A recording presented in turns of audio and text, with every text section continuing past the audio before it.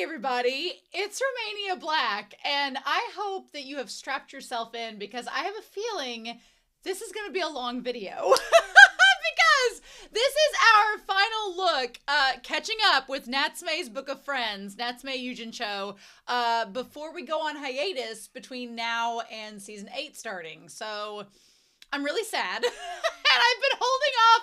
I literally am recording this a day before it's supposed to come out on Patreon because I've been holding off and I've been procrastinating because I just don't want to be on hiatus with Natsume's Book of Friends. I just don't want that to happen. So, but here we are. We have no choice. So, I have taken on the daunting task of looking at the volumes of manga that are going to be discussing, basically, hopefully, going through what we've looked here. Now, I have been spending the last couple weeks going back through this manga, so some things that I've been saving a folder of screenshots and things to go over with you all for volumes 18 through parts of volume 24. We are not going to read all of volume 24 today because it reached a stopping point. The moderators were like, you can go up to chapter 98 and then you need to kind of stop for a while, and because the rest of it's getting into new material. Now, I'm going to tell you all first and foremost, there are at least 2 chapters we're going to be reading in their entirety because they are brand new. I felt sick to my stomach about them. We'll talk about them when we get to them because I was like, is this spoilers? Should I wait on the anime? The mod said it was okay. I've been sick to my stomach about those 2 chapters, but we're going to read them and I'll talk about it a little bit more when we get into it. But then there are a couple of little side stories that are extras that I was like, is this going to get talked about in the end? I don't know. I'm very torn because as you all know, the anime and the manga are not in sync. Midori Kawa picks and chooses what things of the manga they want to get animated for what season. They are never in order. And before, I wasn't that worried about it because I was like, oh, I'll get to these volumes later when we cover it later in the anime. And now we're getting to like 4 stories in the volumes 18 through 24 that have not been animated yet. And I'm like, am I being spoiled? I guess it doesn't matter. But I just, in the back of my head, I know when I get to those anime reactions, they're not going to be as lively and blind and fresh because I'll already know what happens. So it just makes me sad that I'm kind of spoiling myself on that, but hopefully you all understand. I've had a lot of people in the comments be like, go ahead and read the manga. And I'm like, I just can't do that because then I will have no enthusiasm for reacting to the anime. If I read the manga and know what happens, why should I react to the anime? It's kind of how I feel about Hanako-kun, Toilet Bound Hanako-kun. I'm reading the manga.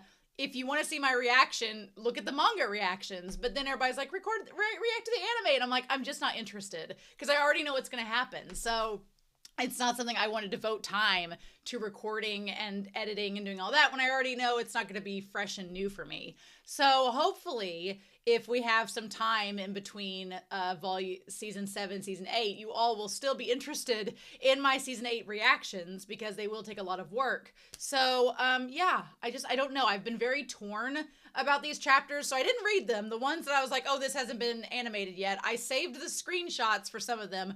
The first one we'll talk about, I didn't really get very far into it. I was like, I don't know how I feel about this. And then 2 of the chapter stories, I decided I'll just react to them with you all. So we are getting some reactions in this video. I'm very torn about it all. If you cannot tell, I am highly conflicted as I record this because I want to talk about the manga and how it's been adapted, but then I'm also like, there's these new stories that haven't been adapted yet, so this is going to be a very conflicting video, for me at least, so I'm glad we're on hiatus after this, because I'm like, maybe enough time will pass between the manga and the anime adaptation that I will forget things that have happened in this manga reaction, and then they'll be brand new when we get to the anime, so I just have to keep telling myself that, but if you have any words of encouragement down below, would appreciate it, let me tell you. But yeah, so this is a long video. I have like 394 screenshots to get through and talk about with you all. Also, you may have noticed that Whiteboard-kun is here. These are all of the episodes and things that have not been adapted. And so we're going to cross them off as we talk about them in the manga to see what's left over that I'm going to make notes for season 8 that we haven't gotten to. So this was a movie, The Waking Rock and Strange Visitor. So we're going to put it over here. I'm going to use the orange to mark them out as we go. But what we have left is from season 5, we still have season 5 content that hadn't been adapted. I'm like, Midori Kawa, you got to get on this. And so we had the old man yokai with the tree. We also had the Fragment of Fantasy, which was the Owl Yokai. With season 6, we had the Days Eater, the Rock Washer, Tanama and Natsume visiting Shibata, Gamochi's Benefactor, the Four-Mass Kill, and the Sealed Mansion Room. We had those all from season 6 that hadn't been adapted, looking at the manga.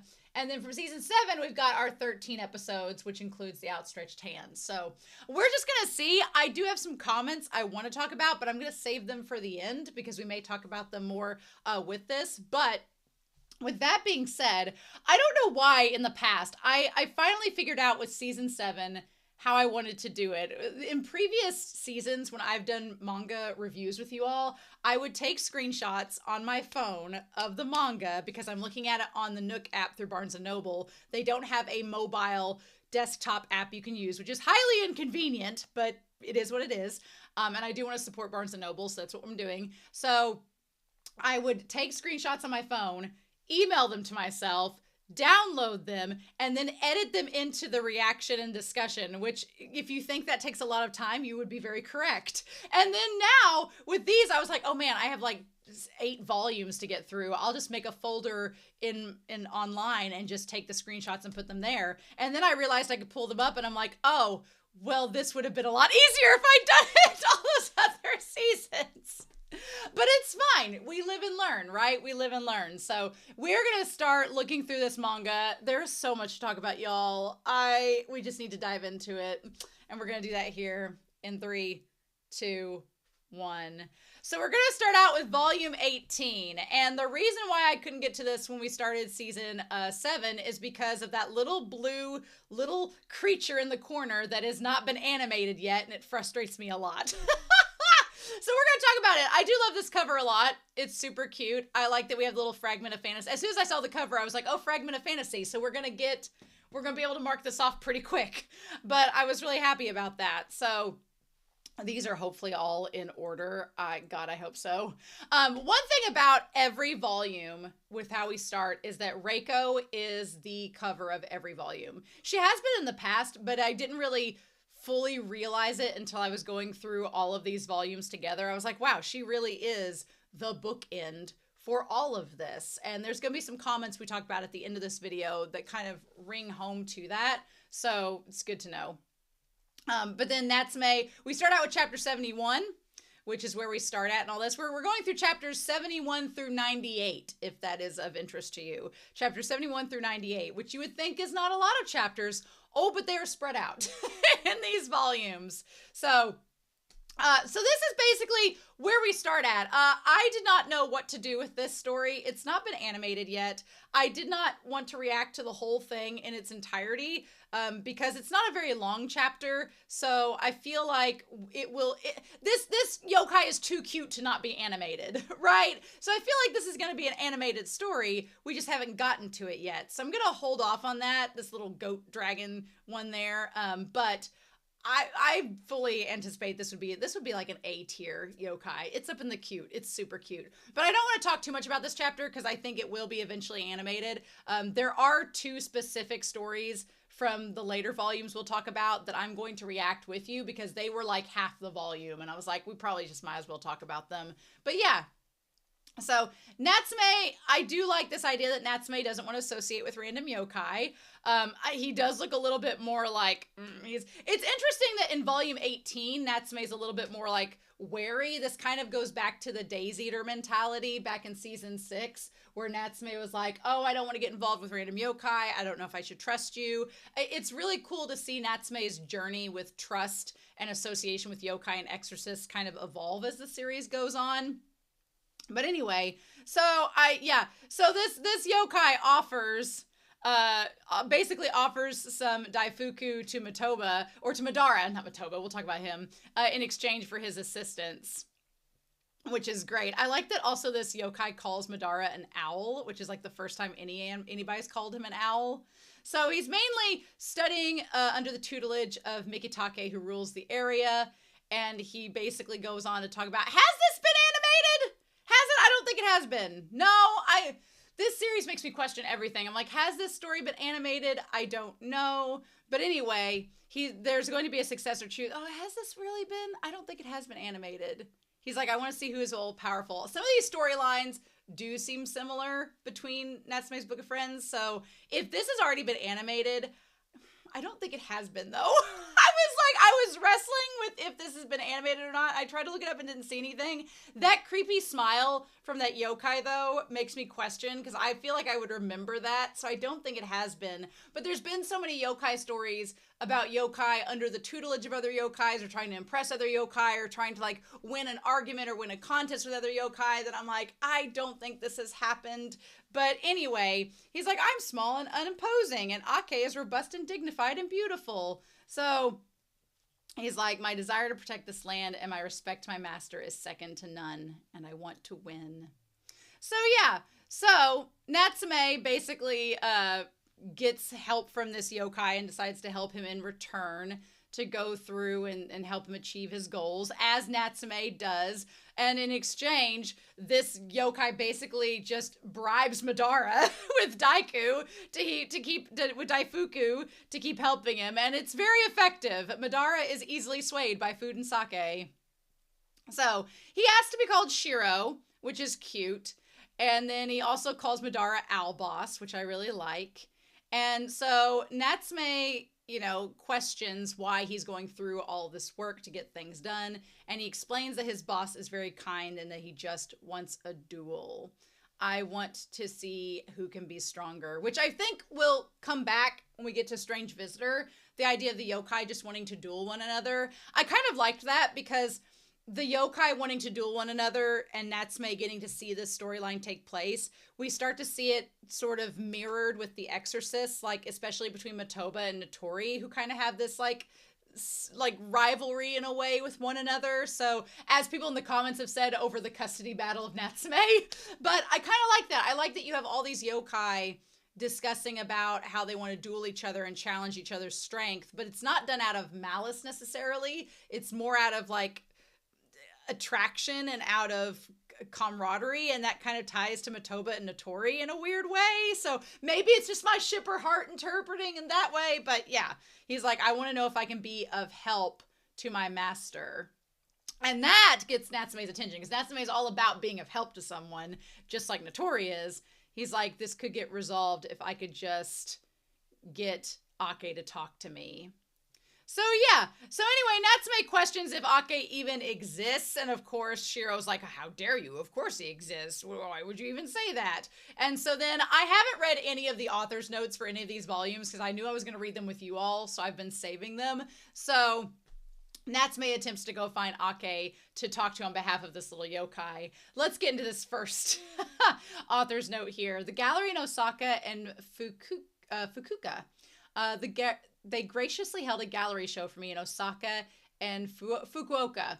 They make such beautiful and fun event spaces every time, and so many people work so hard to make it happen. I feel unworthy. I get so emotional. Thank you so much to everyone who came. About the art, I love to draw, but since I draw strange things, I'm grateful that people pick it up at all. That really is what keeps me going. So sometimes I feel embarrassed or self-conscious, but all my art is so precious to me. I'm so happy that people were able to come in contact with it. Thanks to everyone who turned out. The guest book that people wrote in will be treasured forever. Midori Kawa is one of these mangaka that I really respect, because they have a distinct style. And even though they've been drawing for like 20 years and their style has I would argue it's changed a little bit, especially from the first couple volumes, it's been very consistent. And I like that they don't try to alter their style. They don't try to change it to fit trends or anything. They really just draw what they want, and they assume that people will come and read it and look at it. And honestly, that is so commendable and respectable, especially in this world where people follow fads and people are constantly trying to be in competition with one another. For Midori Kawa to just stick to their guns it's really beautiful to see. So yeah, so they decide to help Shiro find Ake, and he's like, when I see Shiro being so desperate, I wonder if Ake is being mean by refusing to come out. And Natsume's like, I don't think I can be impartial anymore. I like that Natsume is self-aware, that he's like, I can't really stay neutral. I'm gonna pick a side. So yeah, so then we have this box, and he's like, I really just want to fix the box myself, and it's something that's gonna relate to Ake. And Natsume's like, well, maybe I can fix it. It would make Toko very happy. I'm good with my hands. Yeah. So also him calling him Beansprout Boss is really funny. So then Tanema makes a lot of appearances in these volumes, which I'm very happy about. Tanema is definitely Book of Boyfriends. The more I read the manga, the more I'm like, oh yes, Tanema is definitely like end game for Natsume material, right? So Natsume is like, well, I need some advice. I need to get this box fixed and figure out what's going on. Maybe I could borrow his dad's tweezers to get it done and accomplished. And then, yeah. So then we see this other yokai who happens to be Ake, which looks very similar to some of the other yokai, specifically the two ones that were deities that were like boyfriends that weren't saying they were boyfriends, but we all knew it. Yeah, it has a very similar look. I think that's the other thing that throws me off in reading some of these stories in the manga is the fact that Midorikawa, some of their art styles for the yokai start to blend together. And I'm like, is this different than the yokai I've already seen? And then that's how we get. So anyway, we talk about these duels. And Ake is like, I don't want a half-hearted attempt. And Natsume's like, well, what did you want to talk about? And that's when Shiro shows up. So yeah, so everything gets set into motion, as it were. And then they talk about the master finding them. Everyone's received us. They're going to choose who his successor is. And he's like, I don't want to lose, but if Ake wins. And Madara's like, will you accept it for what it is? He's like, well, I was sad Ake wouldn't accept my challenge. He's kind. I thought he was avoiding me because he thought I would lose, but he finally said yes, so I have to train hard for this battle. Just a little Shiro, he's so freaking cute with his tiny little dragon hands. So freaking cute. I love him so much. And then we get Natsume saying, I want to know that I can be helpful. So Natsume connects with Shiro, as he does with many yokai, in this revelation that he wants people to find him dependable. By wanting something to be a certain way, by wishing too hard for something, it's possible to lose track of what matters most. If I knew that I'd end up breaking it, maybe I could have done something else. And I did love that line where he talks about if you want something too hard, you lose track of what matters. I mean, how often have we done that? I know I've done it a lot. So it's nice for Natsume to give us a reality check. He's like, but I want to do something within my capabilities. So then we have the second author's note, which is Natsume's Book of Friends, the anime OVA. I got some help from the people who created the anime Natsume's Book of Friends, the people behind the other beautiful, unique, and warmth of Natsume's Book of Friends. They made a wonderful OVA titled One Snowy Day. There was a cute story where Nyanko-sensei goes for an errand for the first time, and a story where Natsume meets a mysterious yokai on a quiet, snowy day. And included is a sound theater gathering chapter. The script and the live music were so delicately done. It's a memorable piece by the anime voice actors, and I love it. I highly recommend it to all anime Natsume fans and anyone who hasn't seen the anime yet but is curious. So yeah, the snowy day where Madara goes on the adventure for the first time with the kids, I think we found out that was anime only, and then the snowy day was anime only with the cute snow yokai that I'm kind of obsessed with. So, but that was like back before season 5. So again, this manga, everything's out of order. It's like the craziest time travel adventure with this series. But yeah, and so we find out that Shiro and Ake were beautiful dragons, as it were. I just love whenever yokai turn out to be dragons in this series, whether it's Madara, whether it's Mizuzu, whether it's Chobi. I love secret dragons. It's great. So he's like, I won. I can't believe it. I'm like, happened off screen, but it's fine. And he's like, something came falling down. Does this belong to Ake? And he's like, oh, they're medicinal herbs. And then they end up going together and leaving. And then the other yokai gets in contact with them. So it's great. But yeah. And then Madara's like, well, they'll be fine. They'll be together for a while, so it's all good. But yeah. So then Toko gets her music box fixed. I feel like that's been in the anime, but it might just be Natsume with the garden. Again, when you've watched a series for a year and a half, like every week, and there's some overlap, it gets kind of hard, to differentiate. But Toko says thank you, and of course Natsume is instantly like touched, and it's so great. And then Madara says, yokai are not magical fix-it-alls, He's like, are you sure? Of course. I love that ending of that chapter. That's so good. That's so good. But yeah, so I can't wait for that to be animated. Can't wait for that to happen. That'll be great. Now we're getting into some stuff that relates to this. So we're going to have to start marking off as we go. But we have this cover page with Notori. Love it. Then we have Natsume with his little news cap with the Madara button. Adorable. He looks kind of like Taki there. So at first I thought this was going to be the Taki chapter. It is most certainly not. Instead, it is Notori looking after Natsume. And that's when he runs into this guy who tells him about the mansion that we might be able to win and come with us at the Haozaki estate. So basically the sealed mansion room, we get the sealed mansion room in volume 18. We're going to put volume 18 here. We get that before we even get to the season 5 OVA stuff. You can see why this gets frustrating. You can see why it gets frustrating going through all of this. But anyway, so we get to this chapter set here, and we get this other author's note. Here comes Nyanko-sensei. Miss Junko Kanachiku is drawing a cute and fun comic strip based on Natsume's Book of Friends on the La La Melody Online website. The characters, who are usually serene or naive, are drawn so adorably and playfully, sometimes transforming into bold and expressive imps. It makes you chuckle and provides a welcome relief in your day. Also unexpected fun sides to Shigeru, Matoba, Taki, and Tanuma. Mr. Notori isn't very different from his usual self, but that's what makes it funnier. Please check it out. I'm super excited about the fact that Midori Kawa is okay with people doing like side stories with her characters. Like that's really cool. Some authors wouldn't be that way. So yeah. So anyway, I'm so excited that we got into this part of the manga, getting into this with Notori and Natsume looking through the mansion. We get another author's note that says, on the Hakusensha novel site, Mr. Sadayuki Murai is writing a novel for Natsume's Book of Friends. Mr. Murai was the series editor and wrote the original scripts for the 3rd and 4th seasons of the anime. The story is quite beautiful and a little mysterious and comes together in soft, bittersweet echoes. It contains elements best enjoyed in novel form, so please check it out. I've had some people ask if I would react to the novels before, but honestly, I'm not interested in that. It's not because I don't want to support the series, and I'm sure they're very good, but I'm kind of, this sounds so elitist, I'm very purist when it comes to like reactions. I want to react to what the creator made and the creator's work and the adaptation of that creator's work, like if it's manga to anime or manga to movie. But once it's somebody else writing the script and the author's just like, yeah, you're good to go,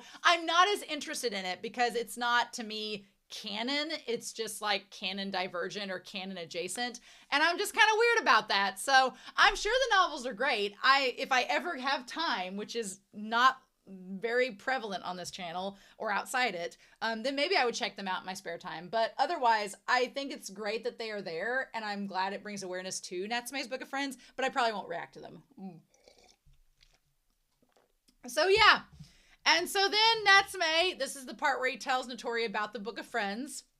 After this is over, we get chapter 73, which I really liked this cover of Notori with the little branch of the cherry blossoms. I liked Madara grabbing Notori's sleeve. I thought that was such a cute little detail of him being like, hold on now.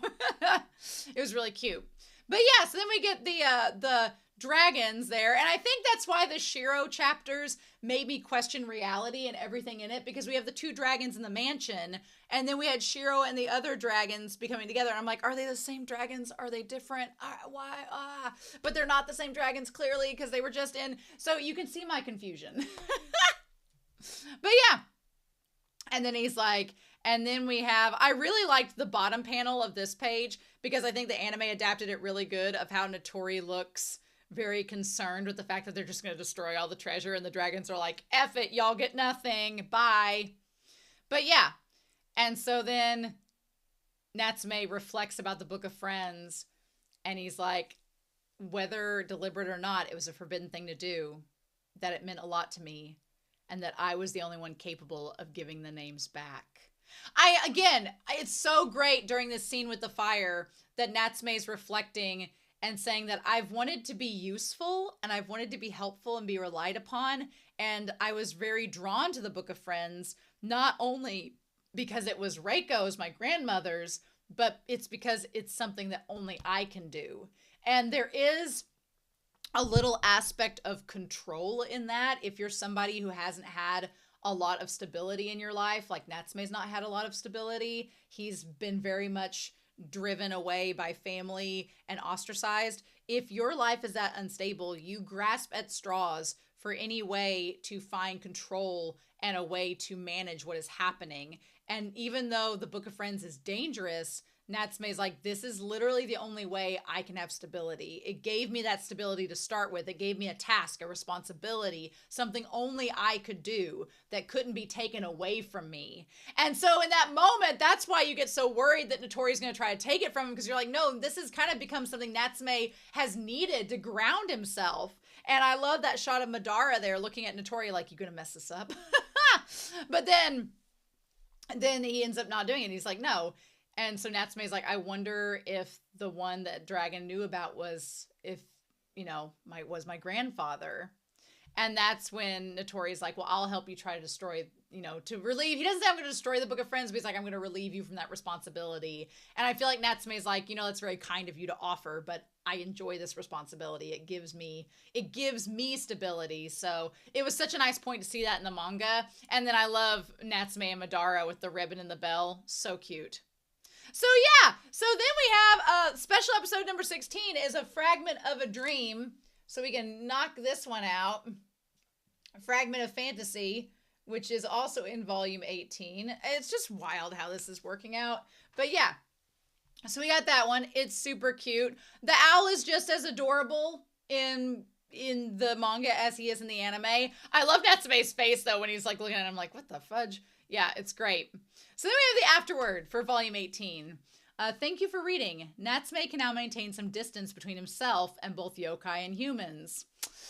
I think he's able to be more interested in himself and exorcists. He's now more able to keep the straight path without being affected by the little things as much as he used to. But in exchange for the stability in his thought patterns and actions, there might be some small changes in the yokai and the people around him. So yeah, I like that. It's just like, Natsume's gaining a little bit more stability in his life, but that also means that the yokai and people around him might start being affected by that. So, Chapter 71 was called What Can I Do? I wanted to do a story about getting twisted around the finger of a yokai who's a bit scatterbrained. Shiro and Ake looked different in the first draft, and I couldn't get in the mood. I managed to finish it afterwards. I redrew them, so it's not quite what I initially had in mind when I wrote the plot. This is one part I regret, but it was fun drawing a story where Natsume could be an observer and not get so worked up. So yeah, I don't know if the What I Can Do will be adapted into season 8. I hope it is because Shiro's adorable, but I don't know if it will be an episode that will get adapted or not. We'll see. Chapter 72 and 73 was Closed Room. Natsume had made up his mind to keep the Book of Friends a secret, but Notori ended up overhearing about it from another yokai. Quite an undesirable situation. He decided he couldn't pretend it didn't happen.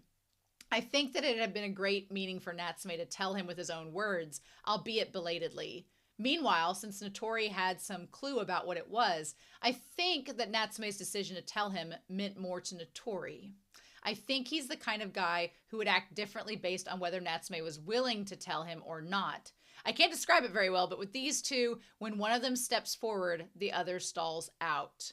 I was happy to be able to draw Mrs. Nanase again. Yeah, that's a really good point, because I think, if Natsume hadn't volunteered that information to Notori, I think he would have had a different reaction, and it probably would not have ended as well as we, the audience, would have liked, but I'm glad that it ended up okay.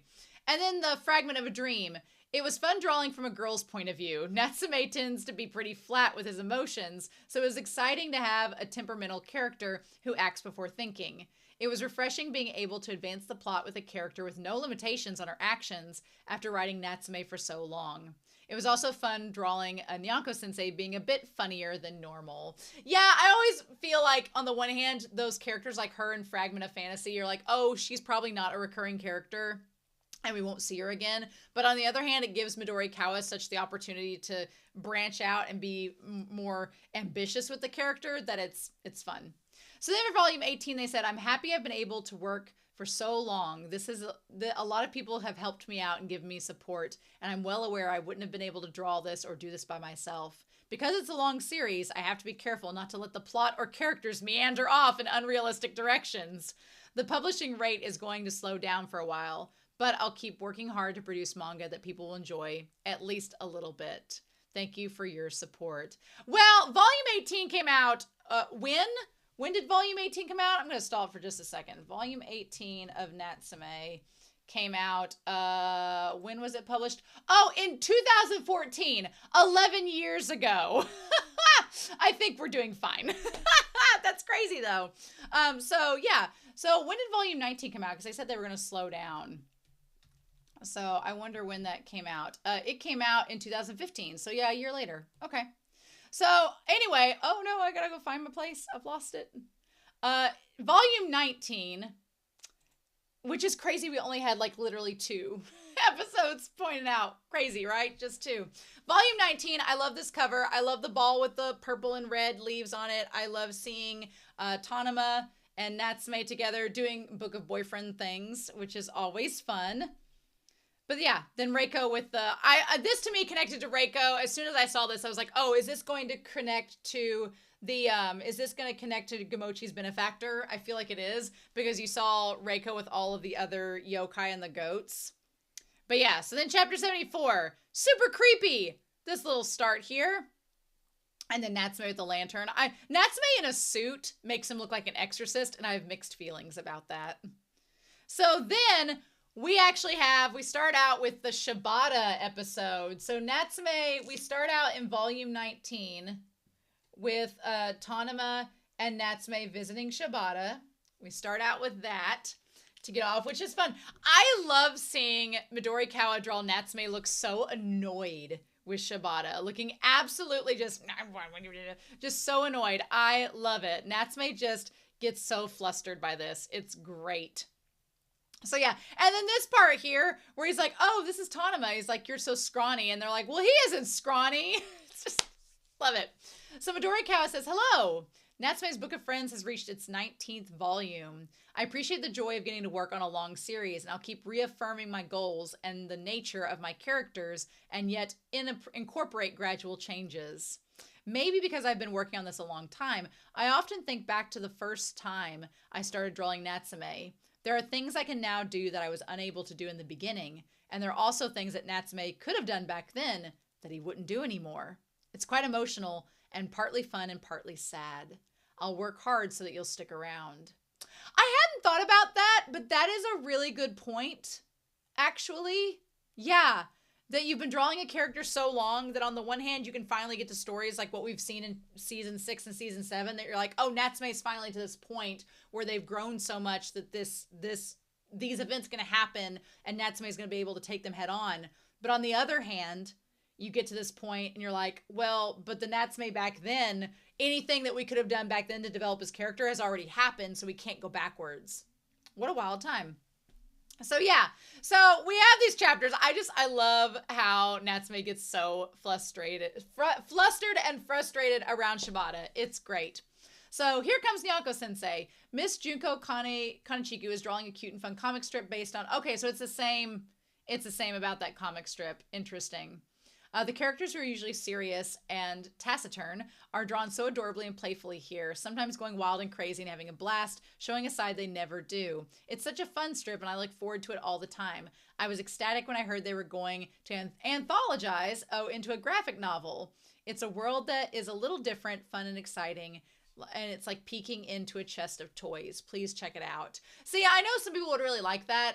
For me, it rings a little out of character, and so I wouldn't be as likely to read it, but some people really enjoy that. My brother is like all into crossovers and he's okay with OOC. Like he's fine with that sort of stuff. So he would probably read that, but I would be like, I want to keep it to Midorikawa. So yeah. So then I really like this little shot of Madara peeking up where he tells Natsume, he's like, hey, it might be better to deal with this at Tanama's house than your house. And he's like, you're talking about fighting the yokai? And Natsume's like, well, yes, I occasionally do it. And then this shot of Madara getting bonked is amazing. Freaking love that. He's like, oh, did that ugly cat just talk in an old dude voice? The cat's possessed.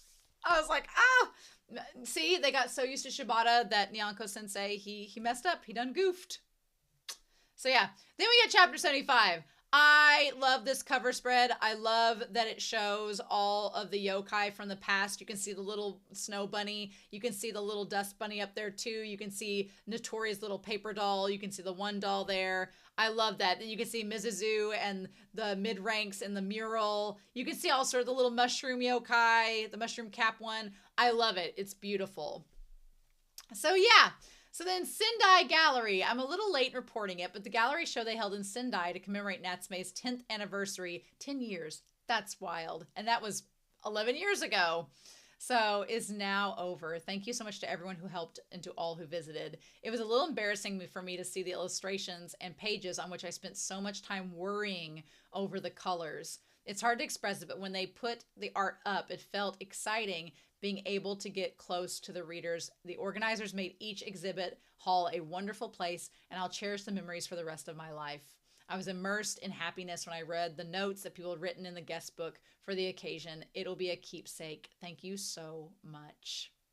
Yeah, I definitely want to go. If I go to Japan, I want to try to find if there's any pop-ups or exhibitions. I want to see them because I would absolutely love them.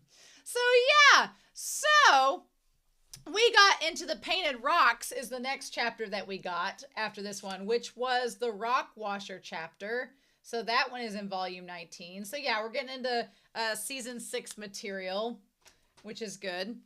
So getting into all of that. And then, yeah, the Rock Washer. This is the one yokai I feel kind of bad in the tier ranking. After I started, I just finished recording the tier ranking when I was reading this chapter, and I was like, uh-oh. I felt so bad that I marked him down so hard on that tier ranking. I was like, oh, I actually kind of like him. And the little yokai that he's with, I felt so bad. I was like, gah. But yeah. So, also Madara drawing the little tempura shrimp. That was adorable. Freaking loved that. But yeah, fun chapters. Then we have chapter 76. I love Natsume and Reiko back to back in this cover page. It's really super cute. So yeah, so then we go to Gamochi's Benefactor. We're getting a lot in volume 19. We're starting to make up for it. Volume 19 has a lot of season 6. So Gamochi's Benefactor is in this volume. Super fun times. And basically it's just like the anime. I really appreciated it. Yeah. And then what's interesting is that when we get to this one part, you can see Madara's face. They're like, wow. Madara's like, she was completely unreasonable. Yes, she was unreasonable. It was at that moment it kind of hit me that I feel like that's why Madara is so close with Natsume when he wasn't expecting to be. Because I think he was expecting Natsume to be a variant of Reiko and to either be unreasonable or childish or to be flawed like she was. And Natsume has flaws, but he's very different than Reiko. And I feel like in a lot of ways, Natsume is more mature than Reiko. And I think Madara has realized that, and it's allowed him to become closer to Natsume. So that's really, really good to know. So yeah. So then we get to this part here where it's back to Beniko and back to the mansion. And Natsume's like, what is going on? And it's the one with the doll. And that's when we have Matoba being like, oh, long time no see, Natsume. So we have skipped, if you've noticed, in volume 19, we've skipped the Days Eater. We've skipped Four Mask Hill. We've skipped the Strange Visitor and all of that. And we went straight to the, not even the Loquats, I don't believe. Not even Tiny Madara. Where did we skip to? Not to Chobi's Treasure, not to the Abandoned Station. Is it the Loquat and Mihara? I don't think it is. Or is it, where did we skip to? I need to get back to that. Nope. Okay. Yeah, I was reluctantly, I tagged along with Mr. Madara. It is, yes. Okay, this is the Abandoned Station in that one. So yeah, we go, but we don't get entirely to it. So that's like, I'm going to say volume 19 is part of this. Part of it. Part of it is here, but not all of it. Like all the way into season 7. I'm like, what is happening, y'all? So yeah, I tagged along with Mr. Matoba. So yeah, this is the part with the Matoba clan of Natsume. I don't think that it's not the Days Eater. And Tiny Madara is not there. No. And not even the Scarecrow one. Not that one either. Maybe it was the 10 Nights in the Scarecrow. Maybe. I don't think that it was there yet. But anyway, they run into the Matoba clan in Nanase. It's the one where they have the big black blob, which I think is connected to the abandoned station one. But yeah, so it's interesting that we get to go back to this. Again, Midori Cow is skipping all around making this dang anime, which why are we not surprised? So I liked this part here where I'm going to back up a little bit, where Natsume talks about Matoba creating the yokai and them trying to lure out the yokai that's after Matoba's eye. And Madara says, creating such a thing, curse all these exorcists. And Natsume doesn't tell Madara to not say that. He's just kind of like, I have sensei. I can't fathom how much he's helped me. But relationships like ours is rare. This man couldn't find a powerful partner who'd stand by him. And he dabbled with forbidden spells to try to create one. That's one thing that keeps coming up with Matoba, and I kind of get why they've saved a lot of Matoba's storyline for season 7, because we're getting into this idea that Matoba really wants a familiar. Matoba really wants a yokai to stand by him like Madara stands by Natsume, but the thing is, Matoba has this lineage behind him, which we're going to talk about in the comments that some people have left. And later on, he's got this lineage that prevents yokai from wanting to work with him. And the crazy thing about it is, it's kind of Natsume and Matoba are so similar in more ways than I realized until we got to season 7. But it's like they are two sides of the same coin. It's like Natsume and Matoba are kind of two sides of a similar coin, where you have two individuals who, because of their family, are tied to yokai, but whereas Natsume is tied to the Book of Friends, in which yokai had kind of formed a relationship with Reiko and oddly enough trusted her, even though some of them were mad at her for abandoning them. You still have others who they don't like Matoba at all because of what his ancestor did, but it's like both Matoba and Natsume are not their ancestors, and it's like they both had to bear the brunt of that generational trauma. And it's like, it's just so good to talk about. It's so interesting, right? But yeah, so the black blob shows up. Love how Madara's eyes look in that. And then he's like, this is not Matoba's eye, so just go ahead and leave.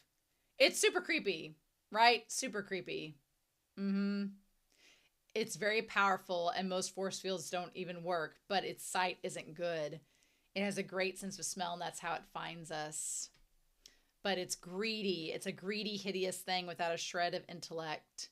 You know, Natsume, I hate fools more than anything. I love Natsume's face in that moment at Matoba being like, there are sides of Matoba that Natsume does not like, and it's when he gets like this, and he's like, whenever he talks like that, you can tell Natsume is not a fan. And then they talk about, so this is connected to the train station one. Yep. I forget that abandoned station, episode 6 had a lot going on. By the way. He's like, I felt sorry for Matoba's complicated situation. The crazy thing is, the stuff that happens in this volume 19 is not all of episode 6 of season 7. So it's almost like Midori Kawa combined some things together later on to make us wait till season 7 to get to it, which is crazy. And then this part here, would I be able to endure such a thing? And Mr. Matoba sneered about it. I just can't seem to relate to him. At this point in the volume, in the series, Natsume cannot relate as much to Matoba, even though we, the audience, are seeing how there's actually quite a bit that they can relate to each other with. We're not to the Loquats yet, so we're not to that chapter yet, but Natsume at this point isn't realizing it. So the afterword. I love the masks that Natsume and Madara are wearing. Thank you for reading. With experience, Natsume is better able to move about like I want him to. These days, I notice the changes in him.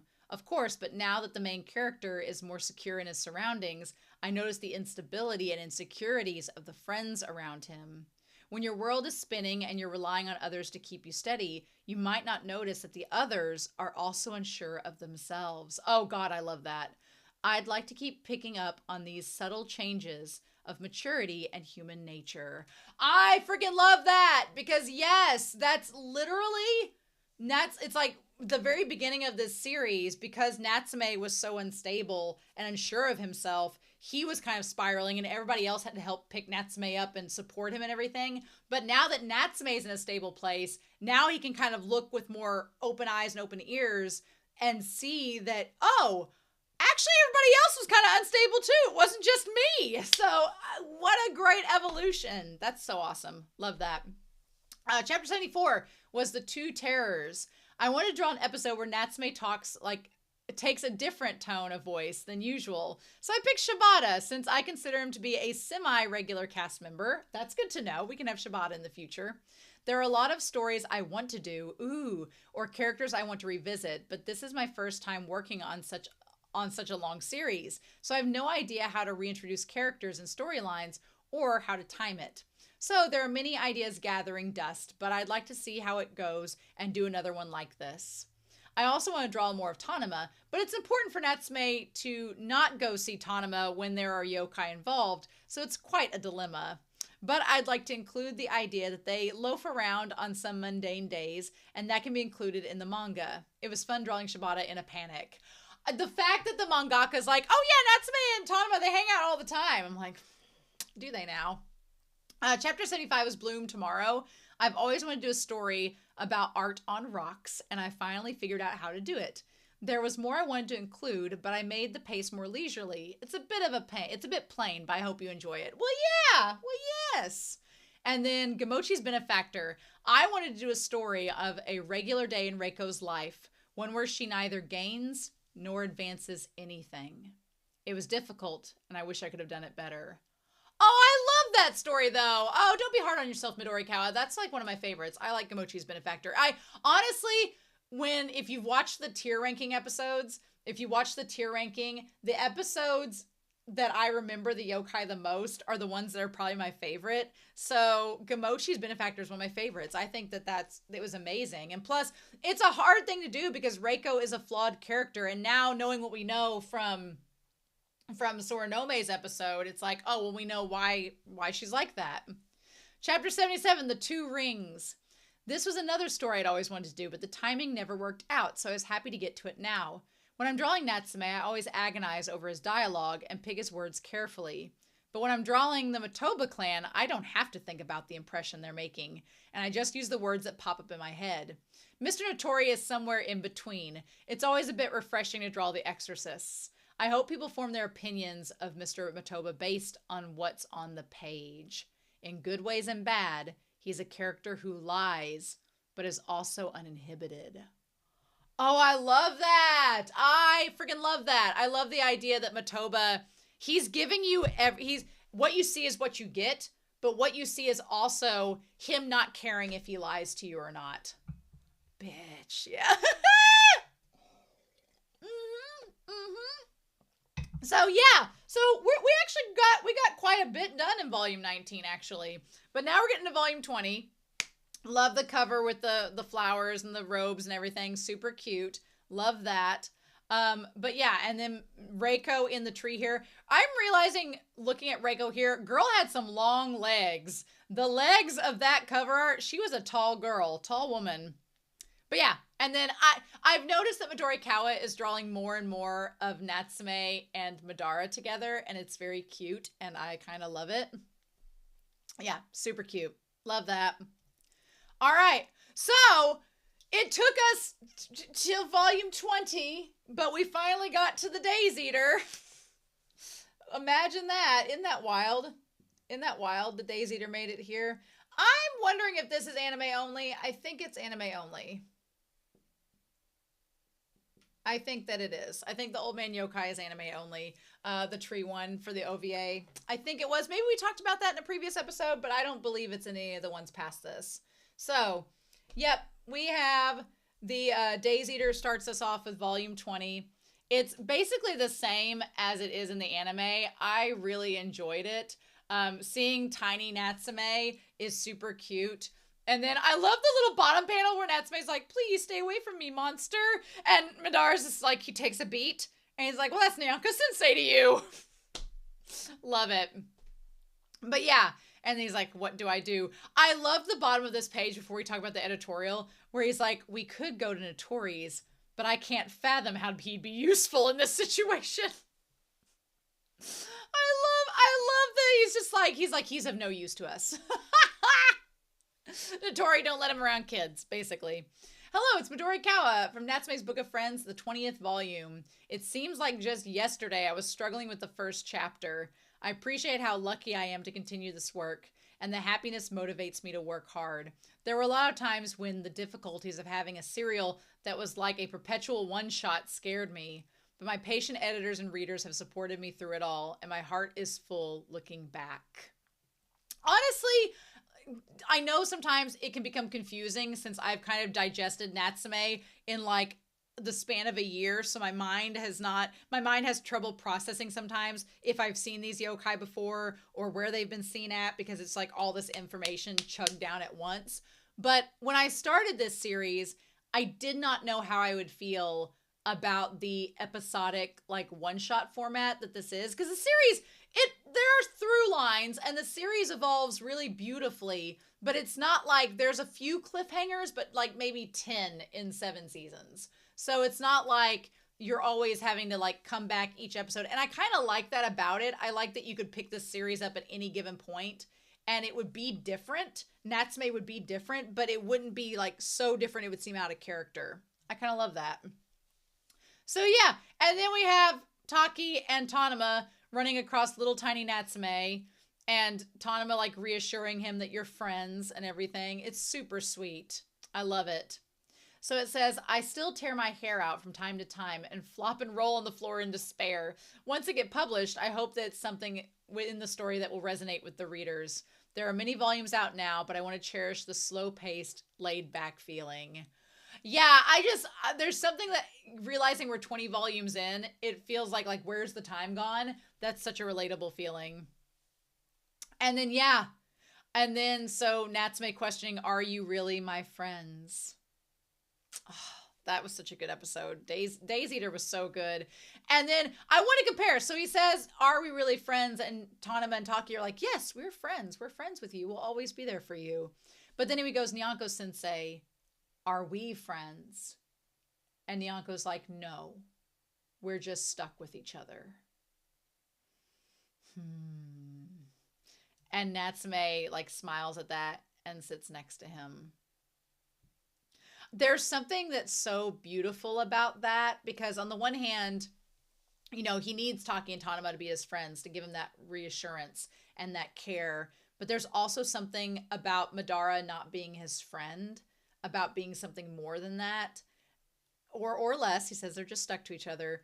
That kind of lets Natsume feel as if there's no stakes. He doesn't have to worry about trying to impress Madara or get things right. He just has to be with Madara. And there's something so beautiful about that. It's so good. It's so good. So yeah. And then he turns back to normal and everything's fine. And they're like, oh, there he goes. We're all good. Love that. The Days Eater chapters were so good. I freaking loved it. So we have chapter 79. In this chapter, this is the 4-mass kill with the boats and the water that made me think of Dan to Dan when I was rereading this. So the 4-mass kill, we basically get all of season 6 out of the way now by volume 20. So that's good. But we have the 4-mass till. It's fun times. And then we have Madara being a pig, which is super cute. The Natsume's Book of Friends Sound Theater. They did an encore performance of the Sound Theater on December 5th, 2015. That was 10 years ago. That's literally 10 years ago from when you all are seeing this. Wild. Between the beautiful stage and the actors' bittersweet and warm acting, the wonderful story, False God, written by Mr. Bunch Fujiwara and Fujisawa, the music by Mr. Makoto Yoshimori, and the performances, my heart was full. They connected several performance halls with a live broadcast. Thank you so much to everyone who went and to everyone who was involved. Yeah. So yeah, I really liked this chapter, the 4-mass kill. Anytime we get a Tanama and Natsume adventure, which we're getting more and more of them as we get further into this series, which is always fun. So I love that. And then we get to chapter 80, which is, here we go. I was like, I knew volume 20 had the scarecrows in it. And so I was like, yes. So we have the 10 Nights, getting into season 7 stuff with that. It is dawning on me that some of you all have waited literally nearly 10 years to see some of this adapted in anime form. That's insane. That's insane. Anytime someone ever comes up to me and they're like, oh man, I've had to wait 3 years for Jujutsu Kaisen season 3 to be adapted. I've had to wait 2 years for this series to be adapted and this new season to come out. I'm going to be like, there are people that waited a literal decade before Natsume's Book of Friends chapter 80 was animated. They waited 10 years of their life before it was animated. Are you kidding me? Like, that's so wild. That's so wild. That's crazy. But yeah, we get into this. We get into everything that has to do with the scarecrows and all that. And then Hiragi and Hattori and them showing up. I like that in these later volumes we're getting more with the Exorcist, because it's just, I love Natori, Natsume, and Matoba interacting with one another. They all three are like, they're 3 sides of the same Triscuit. They're just like, they're 3 sides of the same chip. I'm like, they all are so good together and their dynamics are so fun. I love it.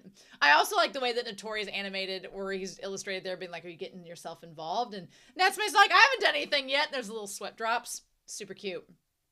So yeah. And then we have them talking about the presence in the house. And he's like, what did you see? And so they get on with the scarecrows and we get this Monster Hunter editorial. I tend to stay away from mentioning things I like or things I'm currently hooked on, but the magazine Natsume runs in has a section of short blurbs by the manga authors, and I confessed that I love Monster Hunter. I don't play video games much, but then I heard about a game where you walk around with a cat called Iroh.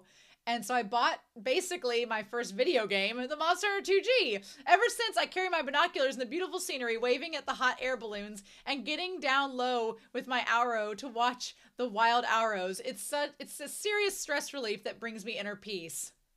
That's so cute. I love that they got Monster Hunter a video game and they're playing it. That's awesome. So yeah. So then we meet Yorishima in this one, which is great. So basically y'all waited 10 years to get Yorishima animated. You waited 10 years to have Yorishima animated as well. It's just so much. I'm like, what? So yeah. So we find out Yorishima used to be an exorcist, but is not anymore and does not want anybody around him. And he's like, well, it's your fault. Drink your tea and leave. I love how serious he is. But yeah, he's like, you seem mysterious. You must be powerful as that round beast, your servant. And then Natsume's like, no, he's a freeloader. He's like, I'm his bodyguard. Love it. So then he talks about a match between humans and yokai. Yeah, because what does he talk about there? He's like, Tokanya. Yeah. Does that mean he accepted the match? He's like, I don't know. The challenge can be something like a yokai calling the human's name. And if the human answers, it counts as acceptance. Well, that's pretty underhanded. Yeah. And then, of course, Natsume's thinking back on Reiko and the match between humans and yokai and how she got the names in the book. But the thing that's so crazy is at this point, we've not seen the Soranome chapter. So at this point, we have no clue. Natsume's wondering, as I was reviewing the series, like, okay, did Reiko get involved with the Exorcist? They're talking about all these games and ceremonies. Did Reiko get involved with the Exorcist? And that's how the Book of Friends came to be. And then we find out, no, it's just a coincidence that they all lined up that way. It's interesting. So yeah, anime season 5. Natsume's Book of Friends is going to be an anime again. I'm grateful. So at the time when the manga was getting to the events of season 7 and had already gone through the events of season 6, we were just now getting season 5. Wild. When it was animated for the first time back in season 1, I was overwhelmingly happy, and I hoped it wouldn't ruin the image that the readers had for themselves. But the director and all the studio staff and the voice actors were very meticulous and responsible with their work. I was so excited that the anime was another facet of Natsume's Book of Friends, different from the manga, fresh but familiar, something only possible through the medium of anime. I definitely feel like fresh and familiar is a great description for this one. And maybe that should alleviate my fears that even if we get the anime going over these chapters I'm going to read with you all, it will be different. So it will be something fresh and different than the manga. So that's good to know. But yeah. And so Natsume describes, they describe as the scarecrows having nowhere to go, and Natsume connects with that. And he's like, he's emotionally caught up in the yokai. Notori, a savage exorcist like you shouldn't drag a kid around like this. And that's when he says, you're starting to resemble the young Matoba these days. But honestly, I think Natsume is smart to point out that even though Notori and Matoba are very similar, they are very, very different. And Natsume points that out. And he's like, he feels familiar, or maybe not. I feel many things from him. He's possessed by something, or he possesses something. So that line there makes me feel, as Yorishima is talking to Notori, that maybe Yorishima, the yokai in his arm, knows about the Book of Friends, and that's how he connects to Natsume. But he doesn't know about Reiko. So that is interesting. He's possessed by something, or he possesses something. So then we have to think, okay, well, the Book of Friends, was the book itself given to Reiko by, but no, she wrote the name of the first yokai Soranome on that sheet. So what is it about Natsume that connects to the grandfather, if not to Reiko? So many mysteries. So many mysteries. Mm-hmm. So yeah, this is when Madara brings up in the corner there. They say he's half yokai, and he's like, is it a mix? No. I'm like, mixing yokai and humans. Why not? Apparently, this series brings it up. And that's when Notori says a yokai ate his left arm, but it grew back the next day or something. Rumors say a yokai possessed and replaced his left arm. So he's like, my own anxieties, and they suddenly seem small in comparison. Some things are still hard for me, and I still feel fear sometimes. There's that little gecko, and we know that the gecko doesn't go near his left leg, so Matoba thinks that one day the yokai is going to maybe eat his left leg, or like his left leg is going to get cut off or something, and it's an omen. So many mysterious elements of Natsume's Book of Friends, even after 20 volumes. It's wild. And this is where Notori, not Matoba, Notori says, I'll find a way to free you from this Book of Friends. And honestly, now that we've seen the Loquat chapters, the way that Natsume smiles about that to Notori reminds me of Matoba smiling to Notori. The whole, I'm fine, both of them saying it. It's like, I feel like both Matoba and Natsume appreciate that Notori is trying to help them. Even though they both kind of know, well, you're going to try to help me, but I'm going to be the one that has to help myself in this situation. It's interesting. So yeah. So we have chapter 81, which I really like this cover. Natsume holding the broom, looking kind of serene. Loved that for him. And this one was the start of season 7 again. It's the one with the garden and the treasure box. Again, I felt really bad that I may have forgotten this yokai because he looks kind of like the Stonewasher a little bit.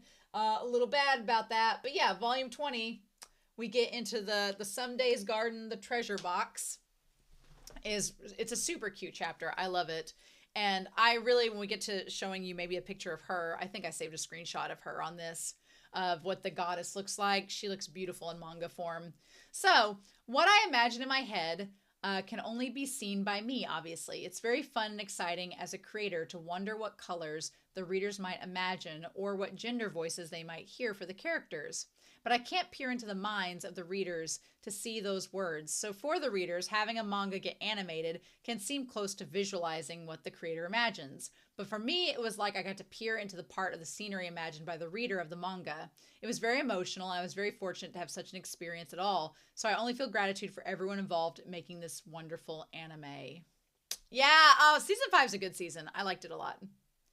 So yeah, then we have another one that says, I then imagine what it must be for others who see it differently, with different colors and sounds from this wonderful anime, and the ones in my own head. It gives me the urge to draw more manga. I'm so happy and looking forward to the new anime. It makes me want to buckle down and focus all my energy on the manga. Thank you for your support. So yes, then we have Natsume getting the garden over there, talking about the one yokai. I guess I didn't save a screenshot of it, but them being head over heels in love and all of that. But yeah, I like the idea of Midorikawa being inspired by the anime to draw more manga because they want to see it adapted into the anime. So it's kind of cool to see that kind of symbiotic relationship. That's fun. Oh, good. We do get to see it. Yes. I hope the garden view from inside the villa is forever beautiful. Yeah. Yes, she looks amazing in the manga. I should have saved more screenshots of her, but she looked amazing in the manga. So cool. Loved it. But yeah, so the afterword. Thank you for reading. Natsume is more and more able to take action rather than simply worry about yokai and other people. So although his reactions used to be subdued to conceal his emotions, now he can be more forthright with his feelings. Back in the beginning, I was trying to avoid putting him in a Weasley position where others had to interpret his emotions for him. Now he can breeze through those situations, and it makes me happy, but also nervous that the formats that used to work won't work out anymore. So now as a creator, it's like, okay, well, Natsume is encountering and interacting with people in a different way now. So what are we going to do? Interesting. But yeah, chapter 78 was Tsukihigui. I wanted Natsume to have a different reaction than usual. So I picked up a story not in the past or in the present, but in a weird in-between. I debated a lot whether to have little Natsume be taken care of by Yatsuhara yokai or the humans Tanama and Taki. But upon further reflection, since Nyanko-sensei is yokai, Tanama and Taki would have a different approach to the situation and be more fun. It would have been interesting to go to Notori and have all three of them stare at each other with the furrowed brows, but I discovered that whereas Notori would have a difficult time adapting to the situation like this, the students would simply display steadier nerves. I love that that's so true, though. No, Notori would not know what to do, and he would have been like, well, and we solve this. What spells can I use? Whereas Taki and Tanama would take a much more compassionate and caring approach, so that's really funny. So chapter 79 is flowing past.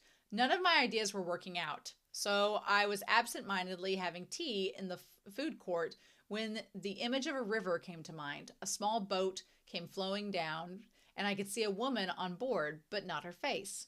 I started to wonder if her face was hidden because it was underwater, and what was she so desperate to find? I started to string these scenes together, and it came up with the finished product. I had a chance to draw Tabby, so maybe I could have made him look more cat-like, but it was a lot of fun drawing Nyanko-sensei looking like a little fawn or a baby boar. I also kind of like Midori Kawi talking about having writer's block and how you get stories from just like the most unexpected places. That's really cool. Love that. So then we have 10 Nights. I'm embarrassed to admit that this story and flowing were a lot gloomier, in a good way, during the plot stage when they were only text. When I started to draw the art, it wasn't quite what I had imagined. To my horror, it was exactly the same fundamental wall that I'd used to hit when I first started drawing manga. I usually finish and submit my plot after I've done all the simulations to know whether I can express my story in the art and convey the core feeling of it. But this time and the previous time, I just had the urge to draw out the ideas. I still want to create a spine-chilling, familiar but out of place feeling of something scary you might see out of a car passing through the countryside someday. It was a nice drawing, Notori again, but I want to spend more time drawing Hiragi, Urahime, and Sasago. Oh, well, we'll see some of that later on, won't we? And then a garden somewhere. I wanted to have everyone celebrating a job well done with flowers raining down upon them. This was possible because of the desire for Natsume to do something as a part of a team. He's become stronger and then the tendency to hang back and reserve. There is no enemy or interference in the story, so I was worried about how it would be received. But there were a lot of people who liked it, so I was able to join in the celebration as well. It worked while reminiscing about the yard of the house that I grew up in. See, that's one thing that's really nice about the episodic features of Natsume, because you can have a really tense story, like with the Scarecrows or with Matoba or Notori, and then the next episode can be something just really light and whimsical, and it kind of is like a palate cleanser. It's not like, the tone is set throughout Natsume's Book of Friends, but it's never like, oh, we have to consistently be doom and gloom, or we have to consistently be whimsical and light. It can have variance, and I really kind of love that about it. But yeah. Also, I love the idea of just getting the feelings out and drawing it, and just that idea of drawing something that would be out of the corner of your eye through a car in the countryside with the scarecrows is so relatable. And it honestly reminds me of Doctor Who. There's an episode with the family. I don't know if you've seen Doctor Who and the Family. And in that episode, there's like, it's really spooky, but it's like a girl, she's like appears in the corner of mirrors. And I swear to you, every time I'm in a room and there's a mirror, I like always glance in the corner and I think of that episode. It just sticks with you like that, right? And I feel like the scarecrows in Natsume's Book of Friends are going to do that for me too. I watched the new Wicked and the scarecrow is featured because it's about Wizard of Oz and the scarecrow is featured. And there was a moment during watching the movie where I was like, this reminds me of Natsume's Book of Friends. So this is volume 20. I'm so grateful I've been able to work on it for so long. This title means so much to me because it's brought me so many new connections with people. I'll keep working hard to produce something enjoyable, so I hope you'll pick this up. Again, please continue your support. All right, so we're going to get into volume 21. I'm going to take a quick break, and then we're going to get back to it. Okay, so now we're going to get into volumes 22, 21, 22, 23, and part of 24. And we're going to dive into some new chapters that I have not read yet. The moment I started realizing they were brand new chapters, I'm like, I'm just going to save them and react to them with you all. And then we'll talk through kind of the rest of it. But we still have a lot of season 7 to get through. But it's good to know season 6. And I think that OVA there was The Old Man in the Tree. I think that was anime only. So we're fine. But anyway, so let's get started talking about this here in 3, 2, 1. Talking about volume 21, I really like the butterflies coming out of the volume that Natsume has here. I love whenever Midori Kawa draws the different textures and patterns of the different robes. It just feels so cozy when they're all bundled up in all these different robes. It's absolutely wonderful. So let's get into seeing what we got here. All right, and then Reiko writing the Book of Friends with the owl. I don't know if it's the same owl that it was back in Fragment of Fantasy, but there we go. So, chapter 82. Chapter 82 actually starts out with Waking Rock. So, this is the first part of the movie in volume 21 that we get featured on here, the Waking Rock part, which is super cute. This is obviously one of the more memorable yokai that we've seen, and I just love him. He's just so adorable. And the whole thing with him and Natsume trying to look for Iron Rock so that he can, be accepted for this task to like do the little relay race against all the other yokai. It was just so wonderful. I loved it. So, hello, Midori Kawa here. Natsume's Book of Friends has reached the 21st volume. Thanks to all my readers for your support. Natsume and Nyanko-sensei always seem to stay the same, and yet there have been changes evolving throughout. In October 2016, just as this volume comes out in Japan, 9 years ago, then season 5 will be coming out and starting the anime. So I'm so grateful for all the staff who created this wonderful anime and to all those who support it. I'll work hard to draw manga that people can enjoy. Insane the timeline of all of this. And there were literally like 7 years in between volume 6 and volume 7. So it's just a lot. Yeah. So yeah, I also love this part here where Natsume's like, you just want free booze. And Madara's like, damn straight I do. It's great. But Mitsumi was adorable. Loved him in this. Loved the mid-ranks and everyone else helping him as well. But I loved also Natsume. Whenever Natsume is like standing there all ready to help Mitsumi, I loved Hinoue saying, "Be still, my heart. You look just like Reiko from this angle when you raise your fists." Love that. I love the Hinoue. I want more with Hinoue and Reiko. That's what I want. But anyway, so Natsume is questioning whether he involves Nyanko-sensei, and he's like, it's strange when you think about it. He's greedy and a glutton. He's so powerful and so fickle, but he chooses to be by my side. And Reiko made it all possible. I still feel in my heart of hearts that there is something with Madara and Reiko that's not been said yet, that Midori Kawa is like hiding up her sleeve like a damn trump card, and it's all going to come crashing down. I'm ready for it, but we're not there yet. A strange and precious turn of fate. Mm-hmm. Indeed, quite so. My dogs are like at my feet because I'm like an hour and a half into this recording being like, play with us. So yeah. So anyway, Natsume's Book of Friends, the novel, the Tamajura House. Mr. Sadayuki Murai, the editor and scriptwriter for seasons 3 through 5 of the anime and the author of the novel, wrote a second book. Reading it is like picking up the pieces of scattered glittering jewels. Ooh, that's a description. And afterwards, something precious remains in your heart. It's very mysterious and yet nostalgic. And the story shows some aspect of amusement and mystique only possible in the literary medium. Please check it out. Man, Midori Kawa is just amazing at writing just descriptions and reviews. I would probably believe any review Midori Kawa put on there. It's amazing. So yeah, so then Mitsumi. A reminder to never assume. I loved it. So then yeah. And then we have the whole thing. I wish that Madara were here to go through the tunnel under the shrine. And then, of course, we see Iron Rock show up to get Mitsumi. And then Nyanko Sensei, you were on the island before we got here, huh? He's like, yeah, you know.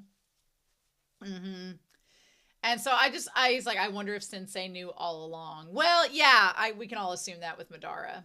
But yeah, it's so cute. I love the way that Madara and Natsume look at each other. It's adorable. He's like, I'm pretty sure that you would like it too. And the way he just picks Madara up, their relationship is so precious. Natsume and Madara's relationship is so precious. And I just freaking love it every time we get a chance to see it. So we have chapter 83. Now, chapter 83 is, we don't often go to your house, Kitamoto. This is the one. I'm trying to think. There's another story with Kitamoto I know we haven't read yet. We're going to get to. But Kitamoto's bookshop is in volume 21. Wild. Wild that we're here. So yes, we get into that script in here where they go and see Kaida, which she looks great in the manga form. There goes Nyanko Sensei volume 2. Okay, so they're talking about the volume 2 of the little comic strips. Nice. And then there's an earthquake. Okay, yeah, there's Kaide. She looks great in manga form. It says in April 2016, there was a major earthquake in Kunamoto and Oita prefectures. I hope everyone who lives there is all right.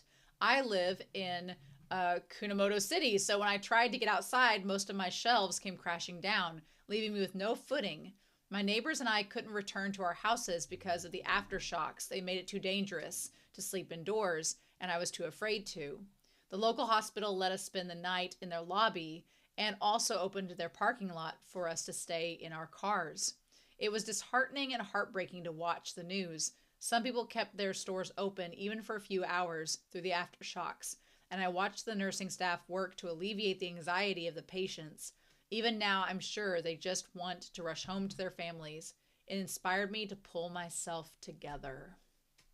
That's really scary, especially, you know, you feel that Japan has the infrastructure to prep for earthquakes, and they've kind of developed that over the centuries, but to know how scary the situation still is horrifying. And it's like, it's honestly the one fear I have if I visit Japan. The one fear I have is there's going to be an earthquake while I'm there. That's like my one fear, but you know, you can't live your life in fear. So it's like, what do you do, right?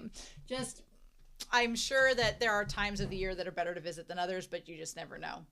So yeah, also this freaking yokai, Midori Kawa every now and then draws a yokai so scary, and my dogs are like with the toy under my feet. Every now and then Midori Kawa draws a yokai so scary that you kind of forget that, oh yeah, this is kind of also a horror manga at times. That's it too. I don't know if you ever heard of Scary Stories You Tell Yourself in the Dark. There was that series in the 90s that I read as a kid. That yokai freaking looks straight up like something that would be in that series, if I'm honest. Crazy. But yeah, and so then we see Kaide, we see Kitamoto. I love their expressions on this page. It's so sweet. And then yeah, so then again, Midori Kawa does a really good job. Call Huckleberry Natsume. Huckleberry, you're going to bring the toy up here. Can't throw it with my foot. I do love the montages where we see all the little yokai there with Natsume. It's super cute. So then we get this chapter, which is of Natsume and Madara dealing with the little tiny Madara made from the ashes from the one yokai. We get that, the tiny fragments. The start of season 7, you know, just published 9 years ago. It's wild. So wild. But so cute. Just so you all know, just as adorable in manga form as they are in anime form as well. I also love the idea that Natsume and Tanama are still just hanging out all the time, and the mangaka just wants to draw them together whenever they have the opportunity. It's great. So yeah, super cute. So then we have, I was so relieved from the warm support of people throughout the country. My heart breaks whenever there's a big disaster, and it makes me stop and think, in what ways can I better protect my precious family and the people around me? Whether it's somewhere far away or close to home, I have to learn to be better at dealing with these serious situations. Midori Kawa just has such an eloquence to how they put anything. It really is something. Also, look at how cute, not to take away from the seriousness of this earthquake from 2016, but look at how cute that freaking little yokai is. Ridiculous. Ridiculous. Ridiculous, the mini Nyanko. So, digital. Some of you have noticed, but since around volume 20, I've been using a computer program to color my artwork. Sometimes I love traditional work too, but I'm excited that digital artwork lets me make use of dark colors that I was once too afraid to use in traditional artwork, since making a single mistake would mean I'd have to start all over again. I'd like to keep experimenting with both methods. I'll work hard to create artwork that is aesthetically pleasing with a meaningful color palette. Please continue to lend me your support. Here's the thing. We're going to talk about digital artwork and about that in this, because there's a part of me that's like, I feel like tech bros and stuff would be able to see artists are using AI and stuff like that and as tools. And I'm like, no, because this is using a tool to use shading. It's not creating the artwork for Midori Kawa. It's literally adding shadows using a digital tool versus ink that if you messed up, you'd have to start all over again. So there's a clear difference. It makes my like fist clench whenever I think of the way that Midori Kawa's words could be twisted to favor tech bros. And I'm like, I just need to hold myself back. But yeah, I honestly, I've always grew up doing traditional drawing. And so getting back into it and using digital is a process, but also you're like saving resources. You're not using paper. And it also it's still your hand to paper. It's still your vision. Your brain connects to your hand, connects to the page. It's just through a different tool. So, but yeah. So, okay. Volume 21, the outstretched hand is in this volume. What? What? We get the outstretched hand special before we even get to the loquats. You tell me. You tell me. That is insane to me. And so someone was trying to say, like, honestly, I'm going to be real. Someone in the comments during the anime version of this was trying to tell me the differences between the episodes. And at the time, I hadn't fully gotten to this part. And I was like, oh, wait, I'm not there yet. And then I was like, oh, well, I'm actually going to get to outstretched hand in the manga. But I didn't notice that much difference from the manga to the anime. So I apologize for telling you that you were spoiling me. I apologize for that. But if there are differences I've missed, I don't really know what they are. The main thing is they talk about Notori helping failed exorcists and that he does want to be naturally considerate. That's something that Notori is trying to do. Volume 21 is where that happens. But other than that, he's studying spells, and he does note, I think it's worth noting, he notices that there's not very many self-defense spells. So a lot of exorcism is offensive more than defensive, which to me was like more, you're not doing a lot of self-care as an exorcist. You're putting stuff out there and you're aggressing towards something, but you're not reflecting. Something worth noting, maybe. But I thought that was interesting to note.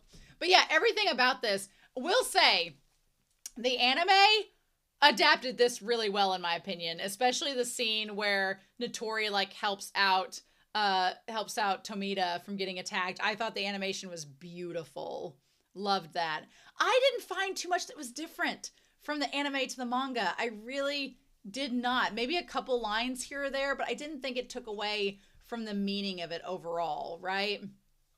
He's like, why are you here? Won't there be a scandal if someone sees you associating with a fallen exorcist family like us? And he's like, well, sure. But again, it's just like Midori Kawa says, Matoba is, you take him at face value. He lies. He lies about a lot of things. He lies about things that are bad, about things that are good. But he is very much what he says. So the thing is, this little dragon-like, bird-like yokai that he has in the jar, I think it's worth noting that Notori says he never sees it again. Which is interesting. right? He says he never sees it again, and it goes back in the jar. I'm like, curious. But again, Matoba is trying to get a yokai that will work for him and be able to trust him like Madara trusts Natsume, even though he hasn't met Natsume yet as of this point. So, interesting indeed. And Notori says he has to move forward, surmounting obstacles one at a time, striving to be the person I aspire to be. It's inspiring. I love that Notori is trying to become this better person. It's great. So, scary yokai are still around as always, but I feel Natsume is getting a lot braver. I used to think that Natsume would be perturbed if anything happened to someone close to him, so I tended to avoid those situations. But now that he's more confident, there are more situations I can draw without getting depressed myself. Oh, that's great to know. On the other hand, I kind of miss the awkward Natsume sometimes. It's a dilemma that comes along with the joys of having a long-running series. Working on manga is so exciting, no matter how long I've been at it. And I just appreciate Midorikawa not regressing Natsume's character, but just accepting that he's changed as a character, so she has to change the stories that go along with it. It's great. I wanted to draw a story where Nyanko-sensei and Natsume had to unwittingly compete against each other for something.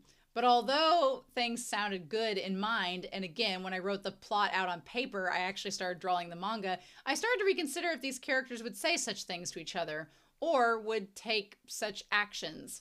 It was a strange story in which I got stuck at times, and I don't normally get stuck.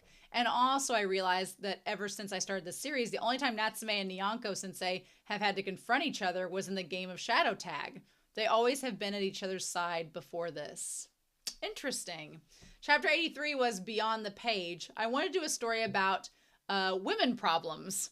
This also turned out completely differently from my original plan. I wanted to do a story where Natsume gave relationship advice. Oh, and also wanted to combine it with anecdotes about Kitamoto. I've wanted to include it, and I've turned it into something more tranquil than intended. Instead of seeking advice, it was more like Natsume picked up the fragments that Kitamoto deposited, making him think about what he should do. I also discovered that Kitamoto is very quiet without Nishimura. The romance was a bit ambiguous, but I felt it was appropriate for Kitamoto. So it was a romance for Kaide and Kitamoto. That's interesting. Yeah, Natsume giving relationship advice is so wild. But yeah, and so then Lamenting Fragments. I wanted to do a story about forming attachments with intimate objects. The earthquake happened when I was working on the rough draft, and I had to live out of my car for a week. I debated on whether I should ask for a hiatus, but as I watched the people in my community working hard through the disaster, and all the cars and trucks that rushed to our aid from the prefectures, I had a strong desire to finish it on schedule. I love the scene where Mini-sensei took off the rice bowl boat. Well, that makes a lot more sense. Also, it's interesting that like you have this fragmented story about overcoming adversity despite circumstances that happen beyond your control, and that was literally happening while an earthquake was going on, which is exactly that. So that's wild. All right, an extended hand. They let me do another episode of Notori as a high school student. There was another anecdote I wanted to include, but it wouldn't fit no matter how hard I tried to rearrange things. Still, I'm happy I could depict more of Notori and Matoba's relationship. Sometimes you can't come to an understanding with a person, but once you become aware of your own feelings, you can often begin to use more you can often begin to be more objective. Then you start to see aspects of the person that change your mind, which is natural. But unlike Natsume, Notori can be stubborn and won't allow his feelings to change. It was interesting to see how Notori would feel about the aloof and unwavering Matoba.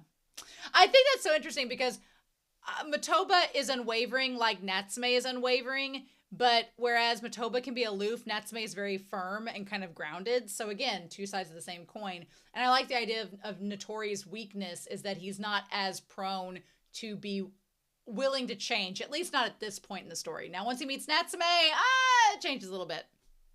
So, fortunately, they're going to make another season of the anime. Right, we had so much we needed to get through before this volume. So I'm so happy they'll get to work with the general director, Omori, director Dei, and the wonderful actors and staff again. I'm grateful to the viewers who supported the anime, and my loyal manga readers will get to enjoy a version of Natsume's Book of Friends full of vibrant color and speaking, moving characters. I'm so grateful I've been able to work on this series for so long. I'll roll up my sleeves with every episode, and I'll keep working hard to produce something you'll pick up again. Okay, this was the volume. I was like, where's the cover? This is the one that has the new chapter, volume 22. Because at this point, we have volume 22, 23, and 24. Volumes 22 and 23 have stories in them that have not been animated yet. And I'm like, okay, we're just going to read them and enjoy them and accept they hopefully will be animated years down the road with season 8. But we still have 1, 2, 3, 4, 5. We have still 6. We have 7 segments that have not been covered by the manga yet. So we're going to see what we get out of this. But I love the cover with the moonlight. As soon as I saw this, I was like, does this have the moonlight episode of Natsume in the moonlight with Nishimura? Because we've had Kitamoto, now we'd have Nishimura. That would make the most sense. I think this is the volume that happens, but we'll have to see.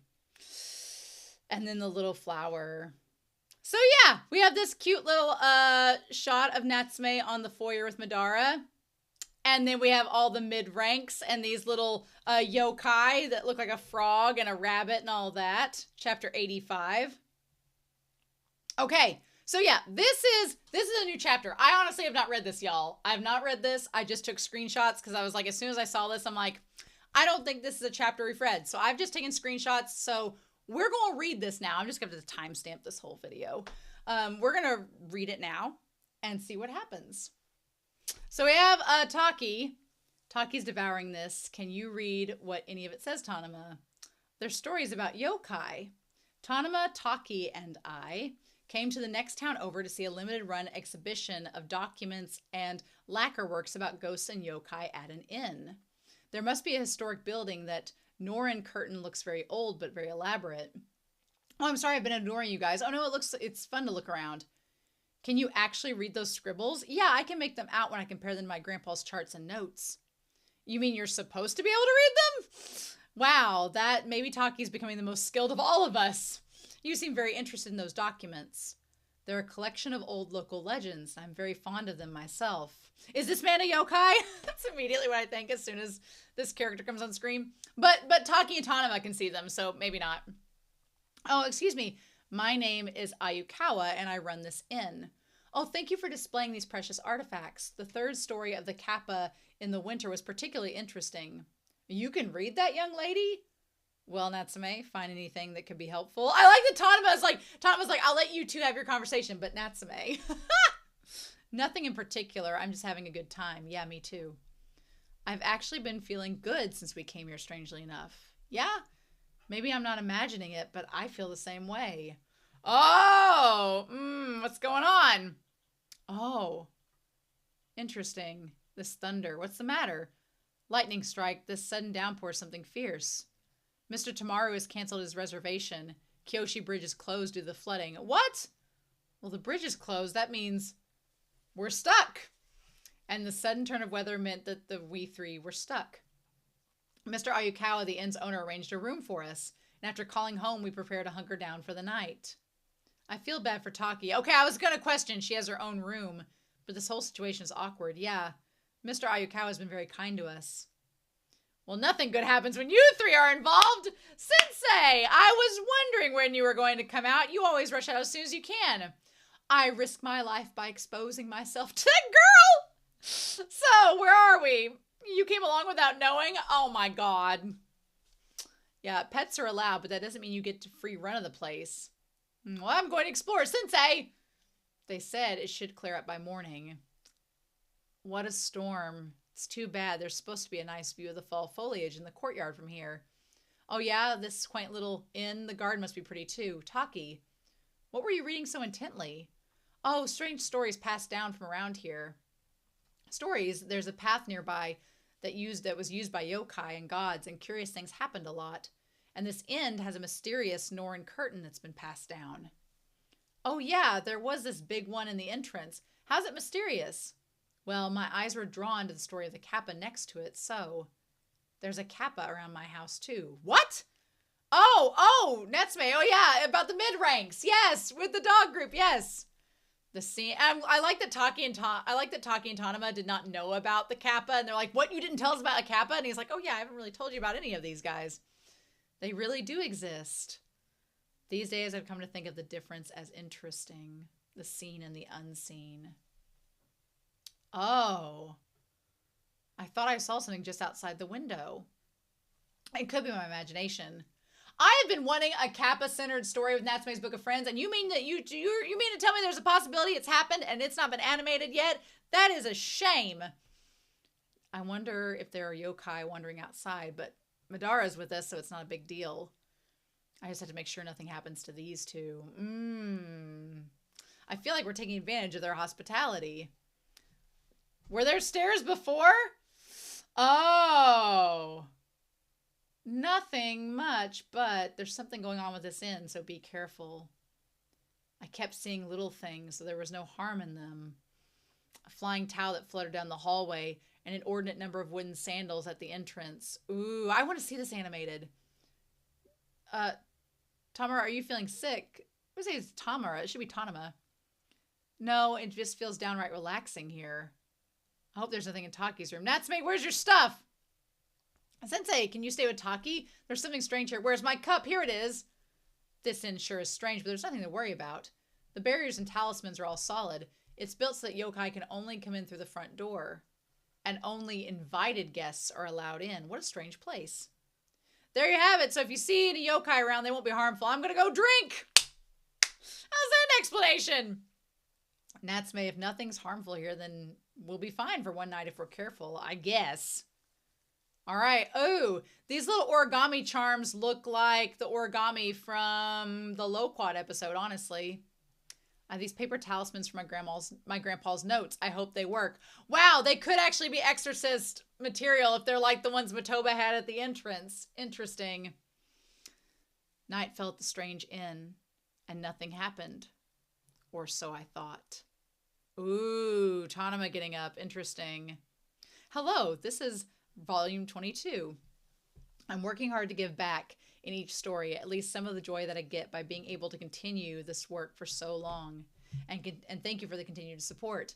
I apologize there are so few new, previously unpublished illustrations, but I hope you can stick around. The afterword isn't at the end this time. It appears in the middle. So if you spot it, please read it after reading the whole book. Well, here's the thing. We're going to read it before reading the whole book, but I did notice when I got to this manga volume, I'm like, why is the afterword here and not at the very end? What is going on? This volume's weird. Volume 22 was a weird ride because I was like, I feel like everything's out of order. There's new chapters I have not seen animated. The afterward's not in the right spot. What is happening? This volume was frustrating for me because it was not like the other volumes.